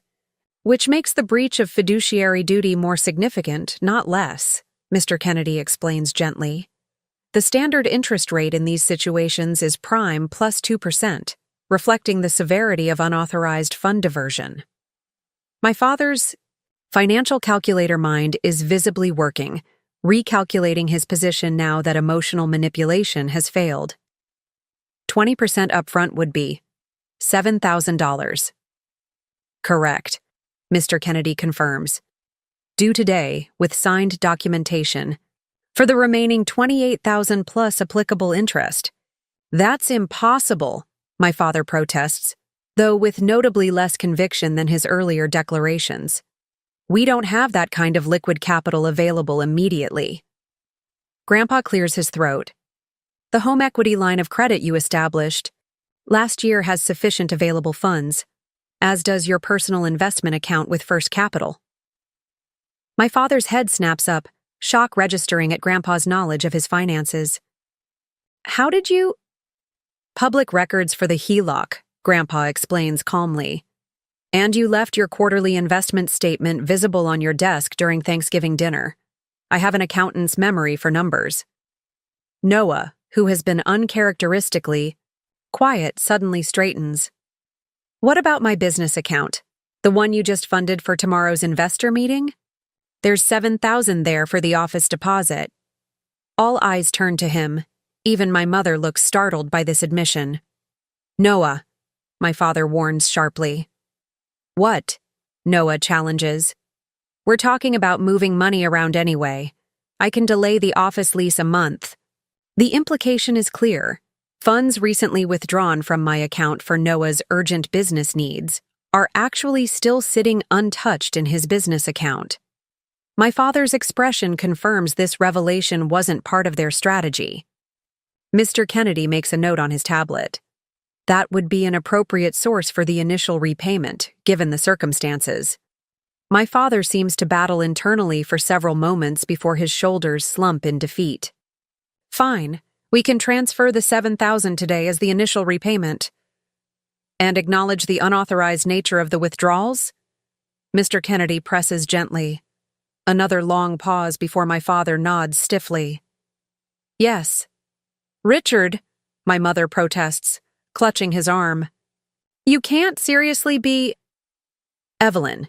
He cuts her off with uncharacteristic sharpness. The alternatives involve words like fraud investigation and civil litigation. We have no choice. She subsides into stunned silence, mascara tracking, down her cheeks as the full reality of their situation sinks in. Mr. Kennedy efficiently taps through screens on his tablet. I'll prepare the necessary documentation, the acknowledgement, the initial repayment authorization, and the structured plan for the remaining balance. He pauses, looking directly at me. Ms. Calloway, are there any additional conditions you wish to include? The question momentarily catches me off guard.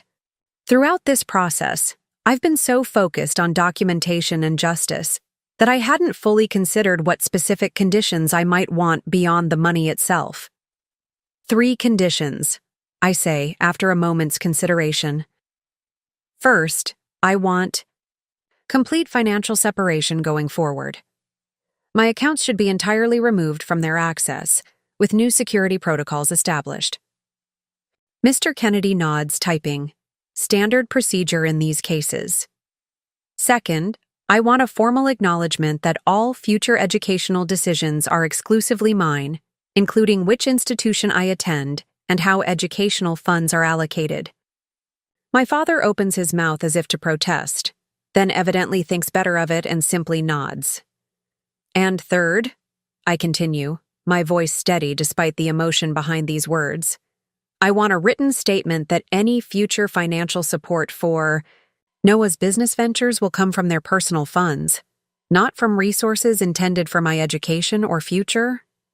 Noah makes a strangled sound of protest. That's not fair. You're cutting me off completely.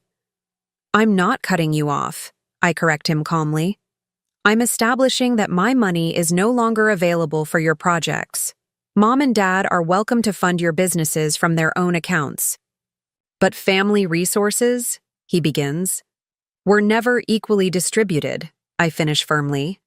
My education fund was specifically designated for my future, not as startup capital for your serial entrepreneurship. Mr. Kennedy continues typing. Those conditions seem reasonable and directly related to the financial matters at hand. I'll include them in the agreement. My mother, who has been quietly crying, suddenly looks up with reddened eyes. This will destroy our family. Is that what you want, Rachel? To tear us apart over money? The emotional appeal might have worked yesterday.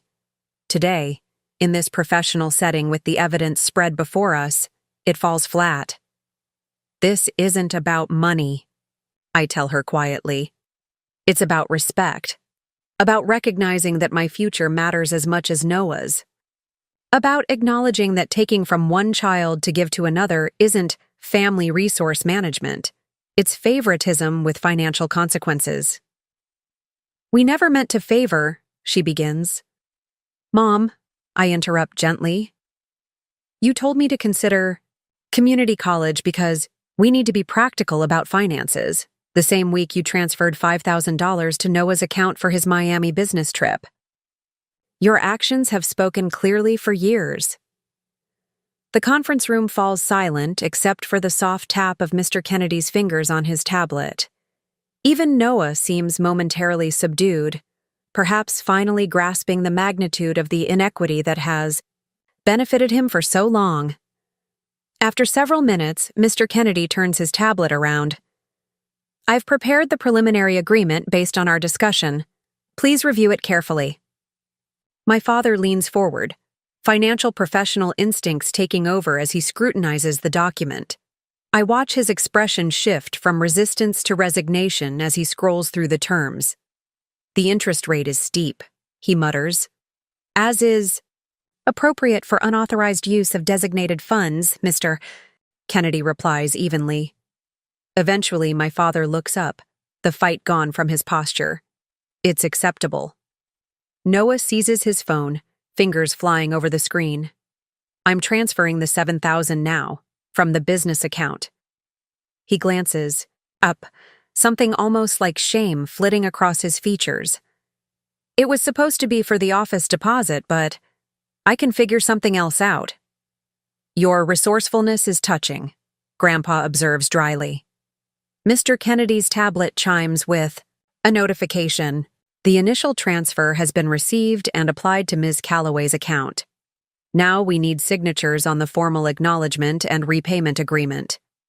One by one, digital signature blocks are completed. My father's usually confident scrawl, noticeably shaky, my mother's signature tearful but resigned, Noah's an angry stab at the screen. When the tablet reaches me, I sign with the steady hand of someone whose position has finally been validated. The agreement is now in effect, Mr. Kennedy announces, tapping a final confirmation. Monthly payments will begin 30 days from today, with electronic verification of each transaction. Ms. Calloway's accounts have been permanently removed from parental access authorization, with enhanced security protocols as specified. He turns to me with professional courtesy.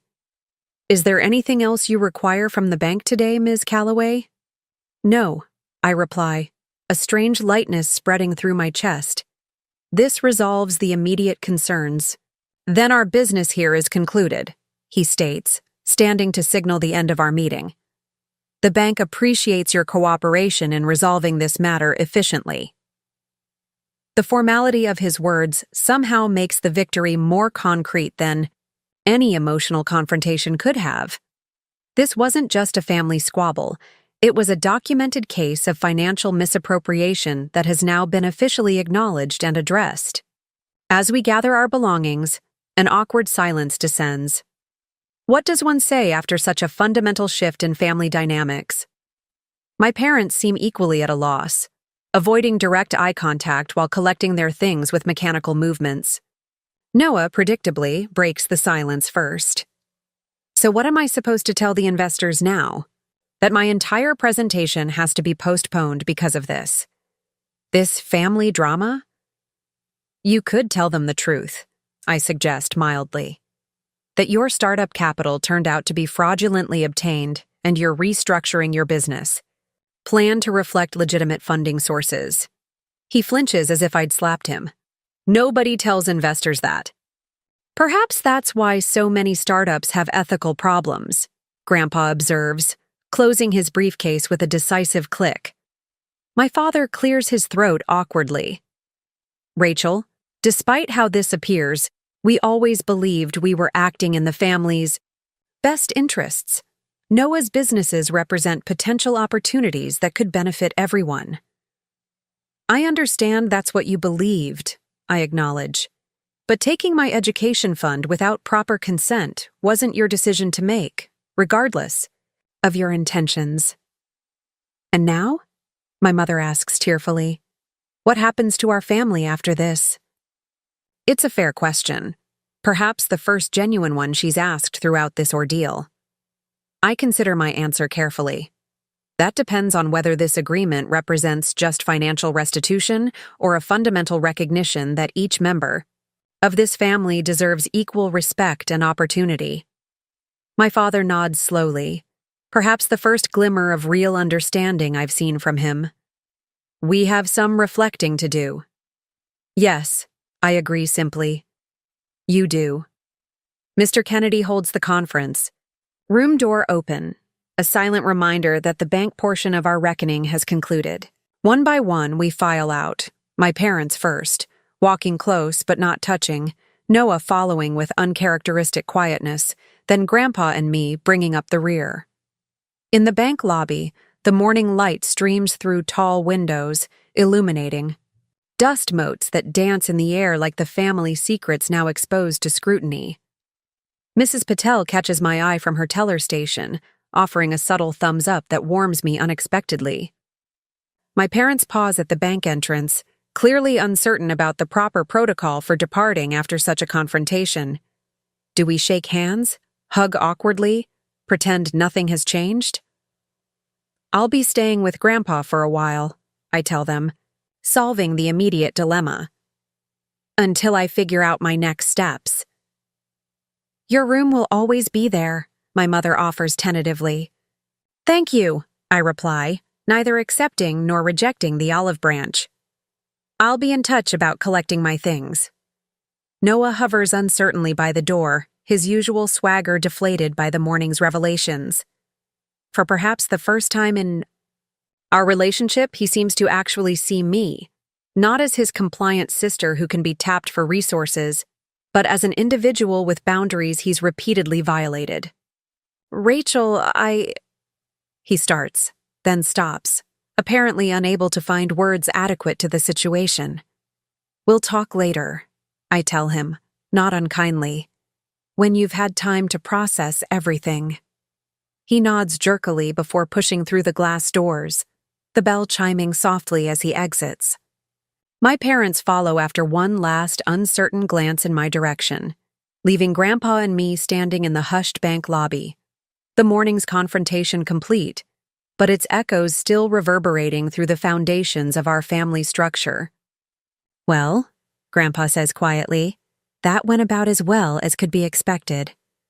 Yes, I agree, watching through the glass as my family members disperse to separate vehicles in the parking lot. Phase 2 complete. Mr. Kennedy approaches with a small smile. Ms. Calloway, I must say your handling of this situation has been remarkably professional. We see many family financial disputes, but few are resolved with such thorough documentation and calm presence. Thank you, I reply, unexpected emotion, tightening my throat. After years of being underestimated and overlooked, the professional validation feels like water in a desert. Actually, he continues, our wealth management division has an internship opening this summer. Given your evident aptitude for financial documentation and analysis, I'd be happy to refer you if you're interested. Grandpa's hand settles supportively, on my shoulder as I absorb this unexpected opportunity, a door opening precisely because I finally closed another. I would be very interested, I tell Mr. Kennedy, accepting his business card with steady hands. As we walk toward the exit, I feel the weight of the morning's confrontation giving way to something lighter. Not quite resolution, but perhaps the beginning of reconstruction. My education fund is secured, the unauthorized withdrawals acknowledged, and a repayment plan established. Outside in the parking lot, the rain has stopped, sunlight breaking through clouds to create that peculiar golden light that follows storms. Grandpa unlocks the Cadillac with a chirp that seems unnecessarily cheerful given the gravity of the morning. Breakfast, he suggests as we settle into the leather seats. I find financial victories particularly enhance the flavor of pancakes. I laugh, surprising myself with the genuine sound. Pancakes sound perfect. As we pull away from Meridian Credit Union, I glance back at the building where family secrets were transformed into documented acknowledgments, where years of financial manipulation were finally addressed with professional clarity. The money matters, of course, $35,000 is a significant sum that will help secure my educational future. But more valuable is the acknowledgement, the irrefutable evidence that I wasn't imagining the favoritism, wasn't overreacting to the systematic diversion of resources from my future to Noah's fantasies. My phone pings with a message from Kaylee. Victory or bloodbath? Victory, I type back, complete with signed agreement and first repayment received. Her response is immediate. Epic. Details over celebratory milkshakes this afternoon? I smile, sensing the tension of the past months beginning to uncoil from my shoulders. Absolutely. I might even splurge for extra whipped cream. I can afford it now. Looking ahead through the windshield as Grandpa navigates toward his favorite diner, I feel a curious sense of both closure and beginning. An accounting completed and a ledger freshly opened, ready for new entries written. In my own hand. 3 weeks after the bank confrontation, life has settled into a new pattern. Not quite normal, but steadily solidifying into something sustainable. I've remained at Grandpa's house, converting the spare bedroom into a combination, sleeping space and study area, where I can focus on my classes without the emotional undercurrents that defined our family home. The first repayment installment arrived precisely on schedule, transferred automatically per the agreement. The notification from the bank carried a strange satisfaction, not because of the money itself, but because it represented accountability finally taking tangible form. I sit at Grandpa's kitchen table on a Saturday morning, spreadsheets and textbooks spread before me as I work through practice problems for my advanced accounting course. Sunlight streams through the windows, catching dust motes and creating pools of gold on the worn wooden surface. "Mail's here," Grandpa announces, entering with a small stack of envelopes, "including something from Meridian Credit Union for you." I accept the official-looking envelope with curiosity.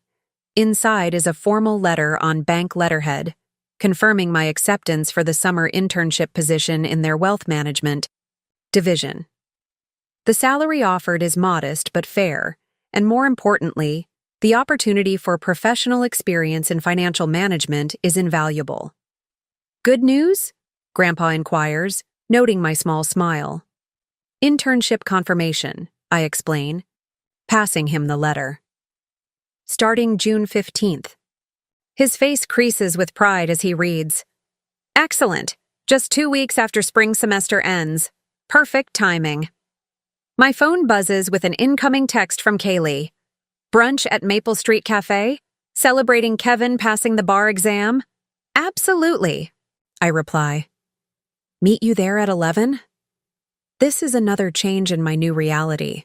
The freedom to make social plans without justifying my absence or ensuring Noah's schedule is accommodated first.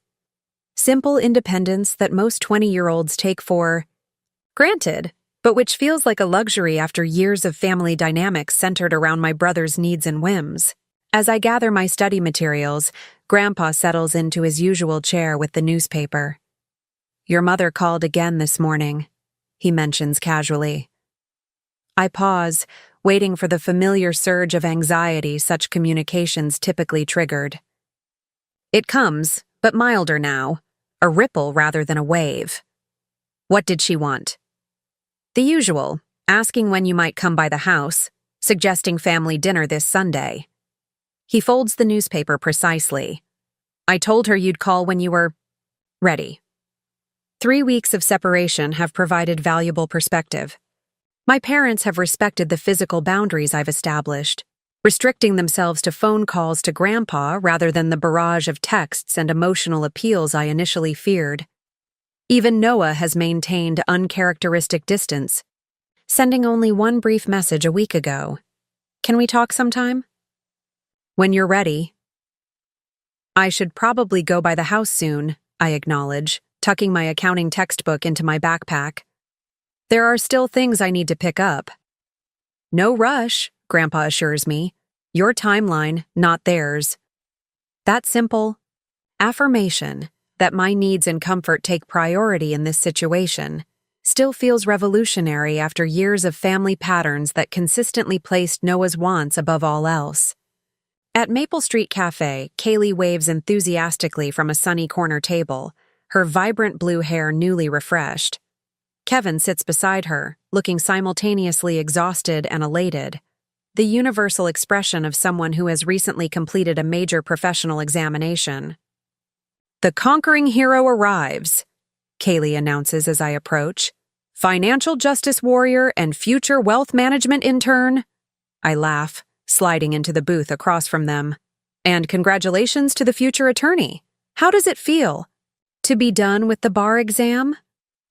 "Like I've been hit by a truck, but a really good truck," Kevin replies, raising his coffee mug in a mock toast.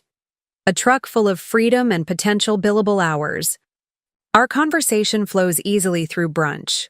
Law firm prospects for Kevin, Kaylee's latest graphic design projects, my internship plans. It's only when we're finishing our meals that Kaylee broaches the topic we've all been dancing around. "So, any communication from the family since the great banking showdown?" I nod, stirring the remnants of my latte. Mom calls Grandpa almost daily. Dad emails weekly with confirmation of the transfers and very formal updates about family matters. Noah sent one text. "And how do you feel about all that?" Kevin asks, professional instincts clearly engaged despite his off-duty status. "Complicated," I admit. "The financial situation is resolved, the repayment schedule is working, my accounts are secure, and my educational path is protected. But the underlying family dynamics, that's messier." "Boundaries are hard," Kaylee observes, "especially when they're new. The hardest part is separating the financial justice from the emotional aftermath," I explain. "I needed to address the unauthorized withdrawals, but now I'm left with a family that doesn't quite know how to relate to me anymore." "Because you're no longer the compliant daughter who can be easily manipulated," Kevin suggests. "Exactly. Their mental image of me doesn't match reality anymore, and they're struggling to adjust." Kaylee reaches across the table to squeeze my hand. "Their struggle isn't your responsibility to fix." "I know, I agree. But I still have to decide what kind of relationship I want going forward, especially with Noah." "Any insights from the lone text he sent?" Kevin asks. I pull out my phone, finding Noah's message from last week. "Can we talk sometime? When you're ready. I've been thinking about things. A lot." Surprisingly restrained for him, Kaylee notes. No multiple exclamation points or demands. That's what caught my attention, I admit. It's very un-Noah-like in its respect for boundaries. Kevin, ever the analytical mind, leans forward. "Do you want a relationship with your brother going forward? Setting aside the financial issues? Is there anything worth preserving there?" The question deserves serious consideration. Throughout our childhood, Noah had been positioned as the family star, his achievements celebrated, his failures minimized, his needs prioritized. But beneath the preferential treatment and entitled behavior, there were occasional glimpses of the brother who taught me to ride a bike when our parents were too busy planning his science fair presentation, who defended me against neighborhood bullies even while being one himself at home. "I think there might be," I finally answer. "If, and it's a big if, he can relate to me as an equal rather than a resource or background character in his life story." "Then maybe hear what he has to say," Kaylee suggests, "in a neutral location with clear time boundaries when you're ready." The conversation shifts to lighter topics, but the question lingers in my mind throughout the remainder of brunch and follows me back to Grandpa's house. What kind of relationship do I want with my family going forward? Is reconciliation possible while maintaining the boundaries I've established? Or would attempting to repair those relationships inevitably mean sliding back into old, unhealthy patterns? That afternoon, after careful consideration, I text Noah. I can meet Wednesday afternoon at Riverside Park. 4 p.m. by the fountain. 1 hour. His response comes almost immediately, suggesting he had his phone in hand. "I'll be there. Thank you." Just those simple words, No exclamation points, no demands, no attempts to change the parameters I'd set. Another uncharacteristically restrained response that piques my curiosity about what exactly has been happening in our family since the bank confrontation. Tuesday evening, I finally visit my parents' house to collect more of my belongings. I deliberately choose a time when I know Noah will be at his part-time job, a recent development that raised my eyebrows when Grandpa mentioned it.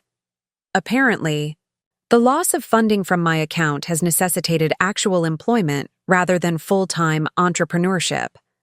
The house looks exactly the same from the outside: manicured lawn, tasteful landscaping, the appearance of suburban success carefully maintained.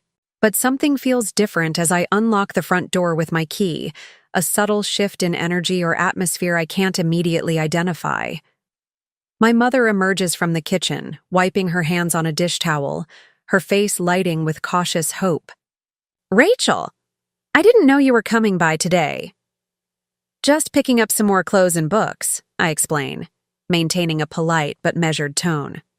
"I texted Dad about it yesterday." Of course, she nods too quickly. "Can I get you anything? I made fresh lemonade, or there's coffee." "I'm fine, thanks," I interrupt gently. "I won't be staying long." Disappointment flickers across her face, but she nods again. "Your room is just as you left it. Take whatever you need." As I climb the stairs to my bedroom, I realize what feels different about the house.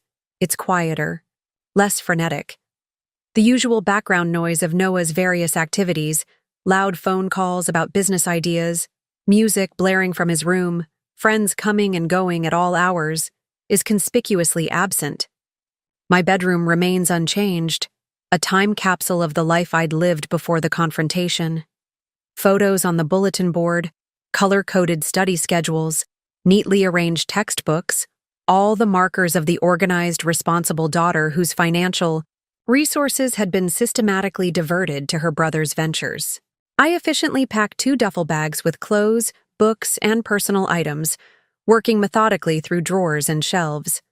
As I'm zipping the second bag, a soft knock sounds at my door. "May I come in?" my father asks, standing awkwardly in the hallway. I nod, continuing my packing. "I'm almost finished." He enters hesitantly, remaining near the doorway as if unsure of his welcome. The confident financial advisor who once dominated our household with his pronouncements about family resource allocation now seems diminished somehow, less certain of his position. "The transfer went through yesterday," he says after an uncomfortable silence. "The first monthly payment." "I saw the notification," I acknowledge. He shifts his weight, clearly struggling with whatever he came to say. "Rachel, I know a simple apology isn't adequate for what happened. The unauthorized withdrawals, the dismissal of your educational goals, the inequity in how we treated you and Noah. The direct acknowledgement surprises me. I'd expected continued minimization, perhaps cloaked in more sophisticated terms, but not this straightforward admission." "You're right," I agree. "A simple apology isn't adequate, but it's a starting point." He nods, accepting this assessment. "I've been doing a lot of thinking since the bank meeting about the patterns we established in this family, the messages we sent through our financial decisions." "And?" I prompt when he hesitates. "And I was wrong," he admits, the words seeming to physically pain him.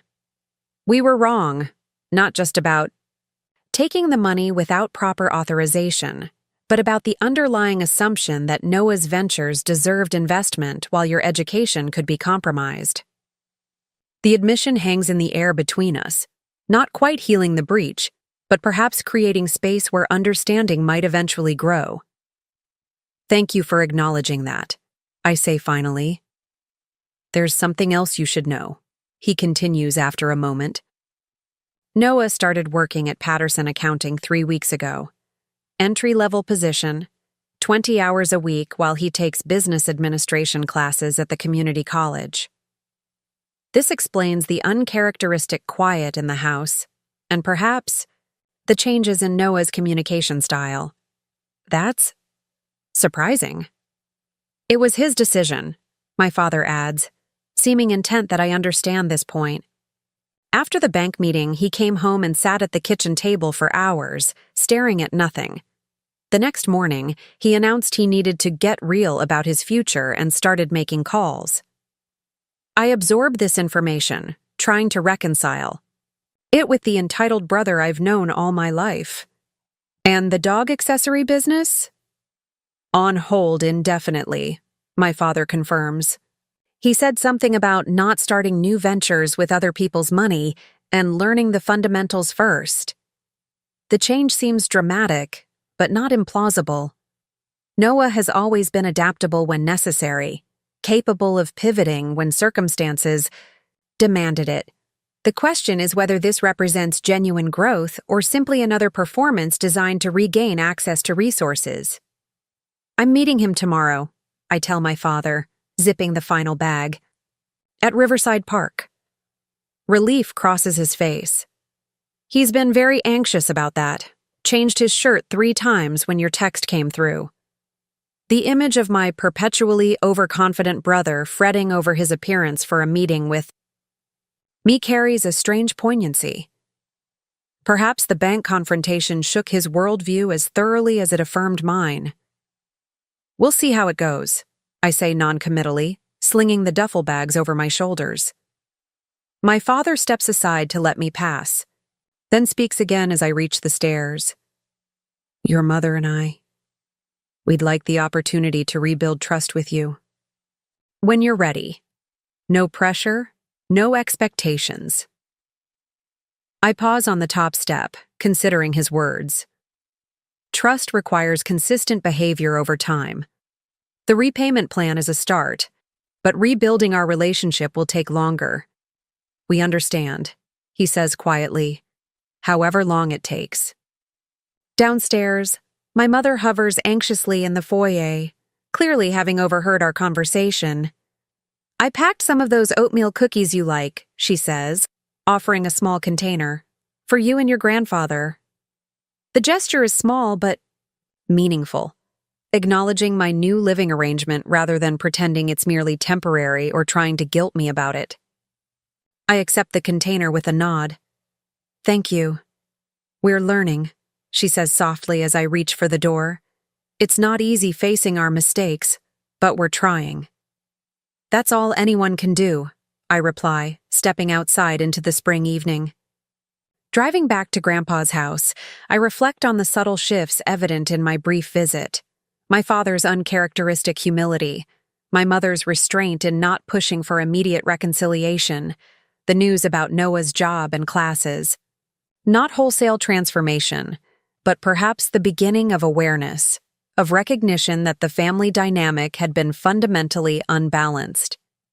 Tomorrow's meeting with Noah will be another data point, another opportunity to assess whether meaningful change is possible or if the old patterns are simply adapting to new circumstances. At Riverside Park the following afternoon, I arrive early and claim a bench near the fountain, watching families with young children feed the ducks, couples strolling hand in hand, elderly people soaking in the spring sunshine. Normal life continuing, all around while I prepare for a conversation that might determine the future of my relationship with my brother. Noah appears precisely at 4, another uncharacteristic display of respect for boundaries. He's dressed simply in khakis and a button-down shirt, the business casual of his new job rather than the designer attire he preferred for his entrepreneur persona. His hair is neatly trimmed, his expression uncharacteristically serious. As he approaches, "Thanks for meeting me," he says, hesitating until I gesture toward the empty space beside me on the bench. "You wanted to talk," I reply neutrally. "I'm listening." He takes a deep breath, staring at the fountain as water cascades over sculpted stone. "I've been doing a lot of thinking since the bank meeting. About my businesses, about money, about our family dynamics." I remain silent, giving him space to continue without interruption or encouragement. "The thing is," he says slowly, "I never really saw it before, how differently they treated us. How much was given to me while you had to fight for basics? It was just normal. The way things were. Normal for you, I point out quietly. He nods, accepting the correction. Normal for me? Unfair to you? I see that now. Or I'm starting to, anyway. A comfortable silence falls between us, punctuated by the splash of the fountain and distant children's laughter. When Noah speaks again, his voice carries an unfamiliar humility. I'm sorry, Rachel, for taking your money, for acting entitled to it, for not seeing you as a real person with your own dreams and needs. He turns to face me directly. You deserved better from me, from all of us. The apology seems genuine, absent the performative emotion or strategic manipulation that typically characterized Noah's interactions when he wanted something. Still, trust requires more than words. What prompted this realization? I ask. The bank confrontation itself, or losing access to my money? He winces, but doesn't deflect the question. Both. If I'm being honest, the bank meeting was humiliating. Seeing all the evidence laid out like that, realizing how systematically we'd taken from you while telling ourselves it was justified.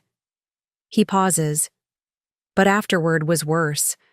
Having to really look at myself, at the person I'd become, who thought it was perfectly fine to build businesses with my sister's education money. And now? I prompt. Dad mentioned you're working at Patterson Accounting? A flicker of the old Noah surfaces in a brief eye roll. Of course he told you. Yes, 20 hours a week in their client records department. Basic stuff, but it's teaching me how actual businesses function from the ground up. And community college? 2 courses to start. Business Administration 101 and Accounting Principles. Turns out there's a lot I don't know about running a legitimate business. He offers a self-deprecating smile. The professor asked me to explain my funding model for the dog accessory venture and, well, I took my sister's college fund. Without permission didn't sound great when I said it out loud. Despite everything, I find myself smiling slightly at the image. I imagine not. The thing is, Noah continues, growing serious again, I'm not asking for forgiveness or for things to go back to how they were. I know that's not possible. I just wanted you to know I'm trying to change, to be better, to earn my own way instead of expecting others to finance my ideas. I study my brother's face, looking for signs of the manipulation that has characterized so much of our relationship. Instead, I see something new, genuine discomfort, vulnerability, the uncertain expression of someone venturing into unfamiliar, emotional territory without their usual defenses. Change takes time, I tell him finally, and consistent effort. I know, he nods. I'm not expecting overnight trust, just maybe a chance to show you who I'm trying to become instead of who I was.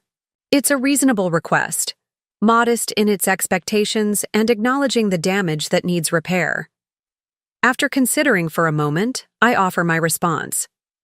We can start with coffee, once every couple of weeks, neutral ground like this. See how it goes. Relief washes over his face. I'd like that. Thank you. As the afternoon light turns golden across the park, we talk about smaller things. His experiences at the accounting firm, my internship offer, classes and weather and ordinary life. Not quite the easy conversation of close siblings, but not the tense, guarded interaction I'd anticipated either. Something new taking shape between us, its final form yet to be determined. When our hour concludes, we walk together toward the park exit, an awkward moment arising as we prepare to part ways. Should we hug? Noah asks uncertainly. Maybe next time, I reply honestly. This was a good start. He nods, accepting the boundary without protest, another small indication that perhaps real change is possible. One step at a time, he agrees, offering a tentative smile before turning toward the parking lot. I watch him go, reflecting on the journey that brought us to this point. 3 months ago, I was the overlooked daughter whose education fund was being systematically drained for her brother's ventures. Today, I stand as a young woman who advocated for herself, secured her financial future, and established boundaries that are beginning to be respected. The money matters. $35,000 represents educational opportunity and financial security that I've rightfully reclaimed. But more valuable is the shift in how I view myself and how my family is learning to view me, not as a supporting character in Noah's story, but as the protagonist of my own. As I head toward my car, my phone buzzes with a text from Grandpa. "How did it go with Noah?" "Better than expected," I reply truthfully. Not miraculous, but genuine. A start. His response comes quickly. "People can change when properly motivated." "The bank statement from Mr. Kennedy arrived today. Your account is looking healthy again." I smile at his subtle reminder of the tangible results of my stand for financial justice. We're celebrating with takeout from Golden Dragon tonight. Your favorite sesame chicken is already ordered. Driving away from Riverside Park, I feel a curious lightness. Not the dramatic satisfaction of confrontation or the sharp vindication of victory, but something more sustainable. The quiet confidence of someone who has identified an injustice, methodically documented it, and successfully addressed it through appropriate channels. My family will never be the same after what happened, but perhaps that's not entirely a bad thing. The old dynamics were fundamentally unbalanced, built on patterns that consistently privileged one child while diminishing another. What might grow in their place, given time and continued effort, could potentially be healthier for everyone involved. At a stoplight, I glance at my reflection in the rearview mirror. The same face looks back at me, but something has changed in the eyes. A steadiness. A certainty that wasn't there 6 months ago when I first began documenting the unauthorized withdrawals. The bank manager's expression when I presented my evidence had been validation, professional recognition of methodical work well done. But the true victory wasn't in his reaction or even in the signed repayment agreement. It was in claiming my own power, in refusing to remain the overlooked daughter whose resources could be diverted without consequence. The light turns green, and I continue forward, toward Grandpa's house, toward my internship, toward my reclaimed education, toward a future I've protected through my own documentation and determination. The story of the $35,000 will always be part of our family history, but it no longer defines my present or constrains my future. Some lessons come at a high price. This one cost my parents $35,000 plus interest. But the education it provided, about respect, boundaries, and consequences, may ultimately prove more valuable than any degree their money could have purchased. Up next, you've got 2 more standout stories right on your screen. If this one hit the mark, you won't want to pass these up. Just click and check them out. And don't forget to subscribe and turn on the notification bell so you don't miss any upload from us.